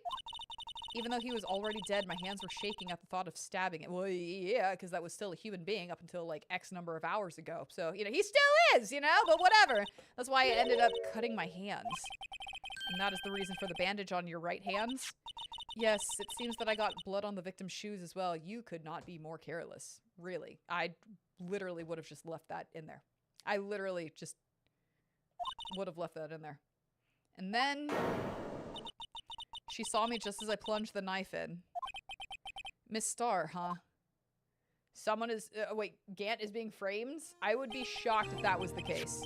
Why did you need to hide Dark's knife so badly? It took a lot of work to finally close the Dark case 2 years ago. It was over with. I didn't ever want it to be opened again. My intent was to prevent that by whichever means possible. Thank you, slow text. So, you hid Dark's knife? The weapon used to stab the detective was evidence in the Joe Dark case. If word got out, which it would, the reporters would have a field day with that. So you wrapped the knife in your scarf and hid it. In Edgeworth's exhaust pipe, except that you as a detective, if you're supposed to be the best of the best, would know that the exhaust pipe probably would be checked in the investigation. Right, then I called my sister to tell her what happened and to ask her to hide the knife that was inside my muffler. You asked Emma? I didn't want anyone on the force to know about this. That would explain why Emma is so confident about Lana's innocence. Speaking of phone calls, I had a bad feeling about one of them that day. Bad feeling? The truth is, after I received those orders from Chief Gantz, the first thing I did was make a phone call. A phone call to Patrolman Jake Marshall. To Marshall? Why on earth would you call him? The lead investigator for the SL9 incident had been murdered. I wanted that fact to be kept hidden, and I needed help. He was the only other person I could trust. Or at least, I thought I could trust him at the time.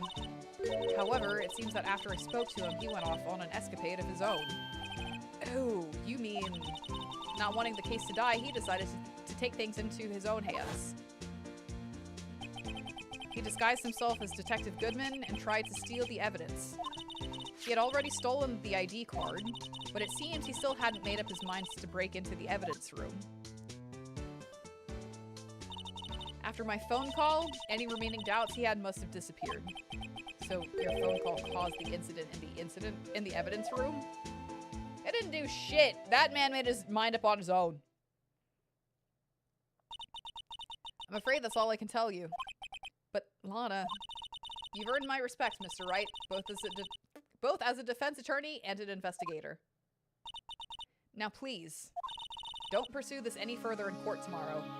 Fuck off! Tomorrow's trial. There's only one way to drive off Lana's demons. Gotta get to the bottom of everything. Detective Goodman's real murderer.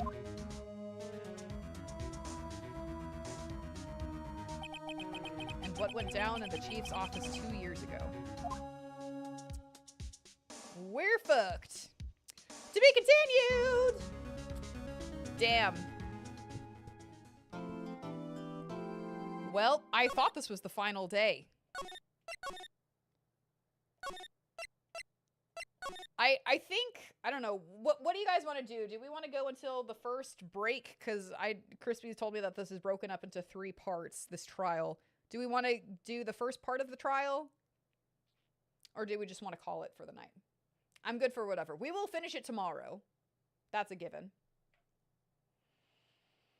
I don't know.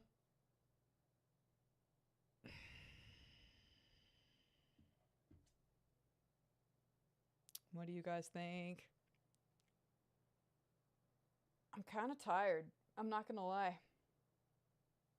Do all the trial stuff in one stream? Okay. Well, we'll hit it tomorrow. I didn't realize there was more to this. I thought we were going, yeah.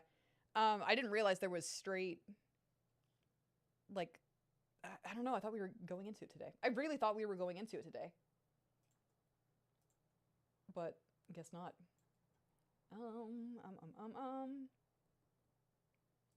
Let's do that. But yeah, okay. Yeah, I thought we were done with the investigation. So I'm like, the fuck? I mistitled the stream.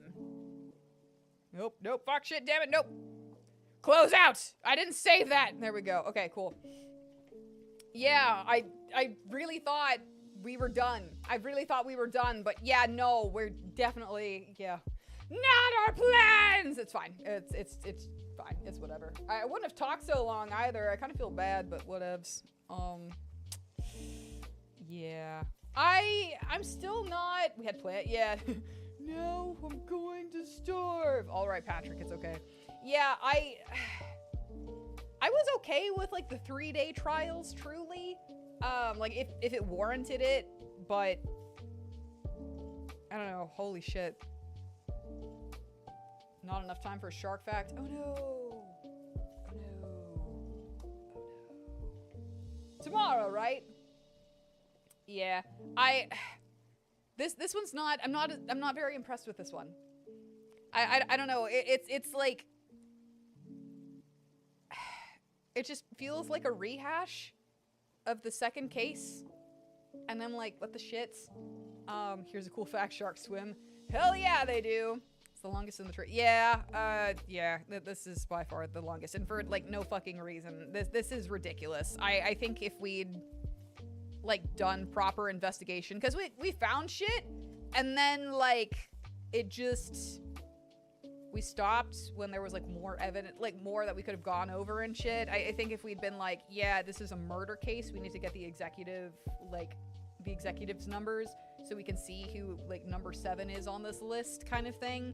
And as soon as we got, you know, Goodman or whatever, not Goodman, Orange Boy's number or whatever, the chief's number, we should have been able to do a thorough investigation of his room. So we would have been able to get it. I'm just kind of like, some of the shit just isn't... I don't know. I'm gonna say pacing, but that's not quite right. Wait. Yeah, I feel really bad. I feel really bad that I'm not enjoying it as much, and I know that you guys can probably tell. I just am like... I don't know. It just feels like copy-paste. With, like, we are literally doing, like, if Mia maybe was alive, this could have been, like, I don't know, it feels like alternate shit. Bad man, not Goodman. Yeah, Goodman was the one that was stabbed. No, it feels like, you know, what would have happened if, like, Mia was there kind of thing and Maya was in danger kind of bullshit. I don't know, it's just, like, whatever. Yeah, you did say it was a divisive case, and I'm like, I really wish I was enjoying it, but as much as I recommended earlier to the guy that came in, that they play this after playing the full, like, the 3 games first, and I'm just kind of like, I don't know. Come back to it after a while. I don't know. It seems like a letdown. Angel is carrying this. Yeah, Detective Cowboy was fine. Makes sense why you don't see him again. There is the Blue Badger, and I love the Blue Badger, and I know that he's going to be instrumental in this somehow because they wouldn't have, like, yeah. Also, you're just mad that Edgeworth lay. No! Yeah.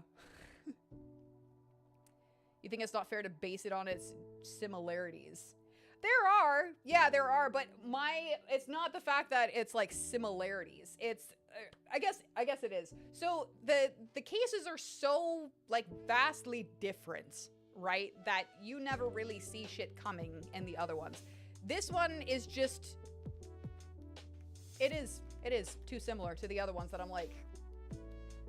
I'm not here for it. That's just my opinion. It is too similar to case 2.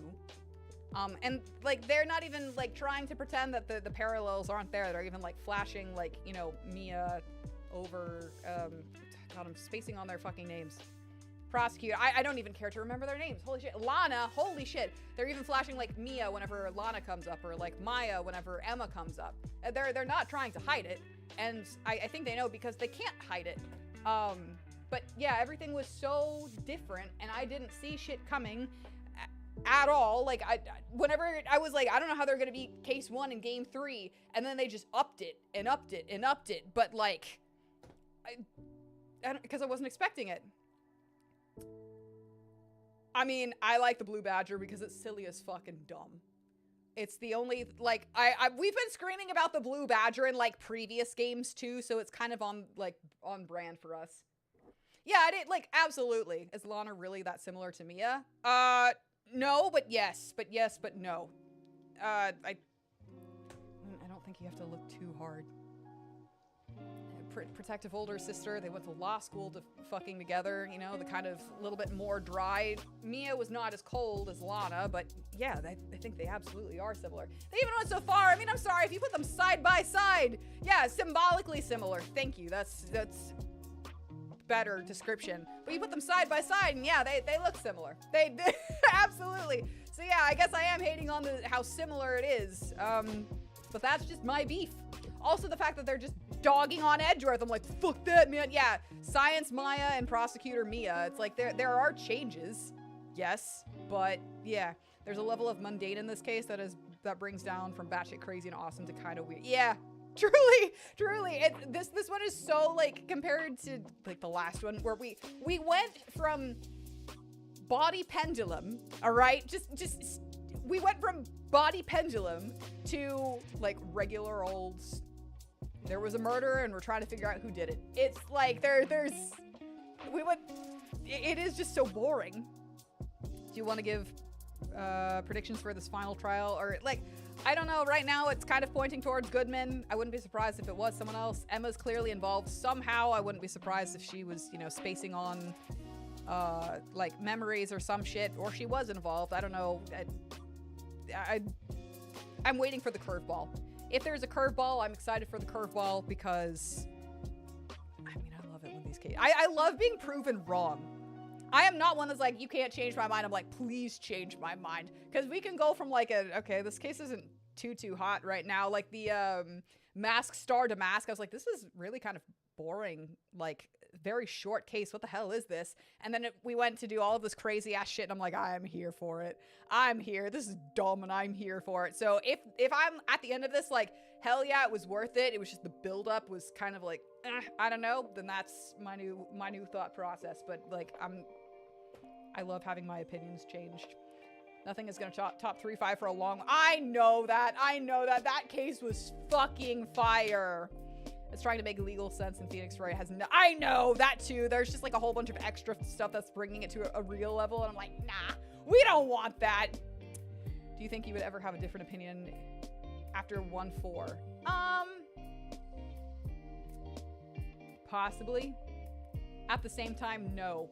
I feel so like there's parts of it, like we talked about the whole adding in like the evidence law and everything, and I am not liking it because we're just using it to like, again, dog on Edgeworth. It would have been fine. And the fact that like it would have been introduced in like a final case, not the beginning. Like the Magatama like was introduced at the beginning of the game and carried with it. The fact that this one's a one-off is no. Honestly, if I had played this after 1-4, I would have been like, this is way too similar.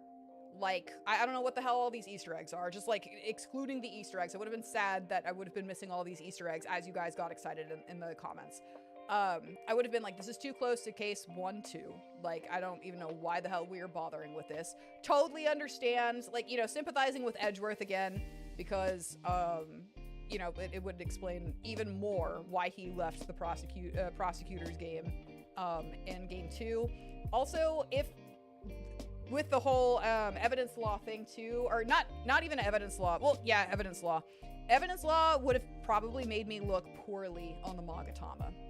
So we have like a couple of gimmicks that are introduced to this, like evidence law. We have the spray bottle, which I love. We have the fingerprinting stuff, which is fine too. It's a cool extra thing, but like those two are cool. I don't like the evidence law. I think if I had gone like, because that's just like extra stuff that we had to prove in court, whatever. And since the Magatama is used in investigations and shit, I probably would have been like, ugh, another stupid like mini game or like thing that we have to learn for it, before I was like, okay, before I'd be like, okay, the Magatama is pretty cool. I looked at the Magatama like with an open mind, but if I'd played this first, it would have been like, another gimmick, really? And is it gonna stick around for long, or is it gonna be a one-off? So yeah, I know. It's like, for me, it's like, I hate it because it's like, but Edgeworth, and I love Edgeworth so much. But yeah, it does provide character worth, and I do like that we do get to see that Edgeworth wasn't actually this villain. You know, it's like he actually thought that he was doing, you know, good work kind of thing. Like he didn't realize that he got all this fake shit, and like he was I guess, wielding and dealing fake stuff, but it was because he didn't realize it was because that was what he was given, you know? He believed in, like, honesty and shit, so yeah, I'm like, yay, he was a good guy, a little bit of a bitch, but I love him. But yeah, Edgeworth is a good boy and deserves all the head pats and, you know, properly dosed out spankings. But yeah, a lot of problems tend to also lie in the fact how this is very directly meant to be a setup for Ace Attorney 4 as well, which is clearly context I don't have. Yes, because I haven't played Ace Attorney 4. So yeah, I don't know, maybe if we'd played this, like, I don't know, when did this did come out after Ace Attorney 4 and shit. I don't know. When did this come out? Like, in Japan, because all of this stuff released in Japan first. I know this came out, like, afterwards and stuff, but, like, I don't know. I don't think you could go back. I think you would have to play it like we did. Like, you play it after the trilogy and, like, go immediately back afterwards. I don't think you could go into, like, Apollo Justice and then come back to this. I don't see how that could work. Came out with the DS remaster, which is around the time of Ace Attorney 4. Okay, so yeah, 6.5 is the longest case in the franchise. Yeah, that's what I've been told. That's what I've been told. But yeah, I'm curious about Apollo. I'm like, am I going to be as ecstatic and like crazy about Apollo as I am Phoenix? Because I love Phoenix. I love him so much. But again, Apollo has like a following as well, so I'm excited. 3.5 is the only case that has a twist hidden in a twist villain and a hidden killer, while the rest are more whodunit. This one's just a little bit too vanilla whodunit. We get to have some twists. You know, we might think one thing earlier on, and then we get the twist in evidence, or like, yeah, twist with evidence and stuff, quote unquote. Maybe not in the courtroom, but yeah, this one was like, whoa. That one was like, whoa. So, yeah, this one's just a little bit too vanilla. Like, for a brief second, we were like, is it, like, Officer Yeehaw? I think it was just because I was like, get him the fuck out of here, but it's not really. How done it, not who done it. I did misread that, yes. But I do that all the time, so there we go. Yeah. Nothing tops Ace Attorney 3 in your book. I don't know how anything is going to be able to top it. They just keep topping it, barring the Turnabout Big Top. Game 2 was really good, barring Turnabout Big Top, but yeah. Yeah. 6.5 is a combination of two cases, so yeah, ooh, okay, cool. Cool. So it's a build-up as well. It's a build-up as well. Excellent. Because, like, 3.5 was just like, you've been working up to this point. Have fun with it. So I'm excited. I don't know. Like I said before, we are taking a break, and it's going to be a little bit longer of a break in between the Phoenix Wright Ace Attorney Trilogy and the Ace Attorney Investigations games. So we are going to be playing Persona 3 Reload, but we are coming back to the Ace Attorney games. We are not quitting the Ace Attorney games until we finish the Ace Attorney games, all right? All right, I can promise you that. Strap in. I do need a little bit of a break in between, again, for voice and just for a little bit of variety. We want to keep things spiced on this channel. Spiced hot coffee. God. Victor Kudo sucked. Yeah. But, yeah, so we're going to Persona 3 Reload next week. We're gonna play that. We are coming back to Investigations. Again, I will have that, like, what we're playing here. She said strap in, not on. Yeah, no, it's chill. It's chill. Victor Kudo! Larice Dunham! So, quick break. I promise you guys that are here for, like, the Ace Attorney stuff, we are going back to it, so don't leave me. Don't leave me! We're gonna have fun with other games. I just need a little bit of break. I need a little bit of a break. Excited for Edgeworth. Yeah, me too. Shh, it's fine. It's fine. Anyways, I will go ahead and post the calendar, or like the what we're playing next year on my channel and everywhere. I will plaster it everywhere. That way you guys know what's coming up next. Nope, I don't think so. Fuck you. Fuck you. Fuck you. I got you, Spotify. I'm literally sitting here watching Spotify to fucking make sure that it doesn't go off of my playlist. I'm fixing that this weekend. It's gonna be fine. It's gonna be good. I'm literally just gonna have like a playlist on my computer and just do it off of there. I don't know. Fucking something. Anyways, thank you. I appreciate it. We have some other fun stuff here outside of just Ace Attorney, so there's more stuff. There's more stuff.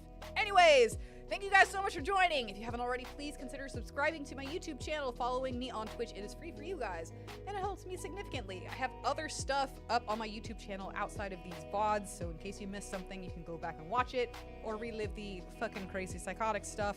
But I just started doing One Piece reaction videos, so that one went up yesterday. I have some movie reviews coming, hopefully Pressure soon. I didn't get to go this weekend, but I'm gonna go see it, damn it, because I'm one of his biggest fans.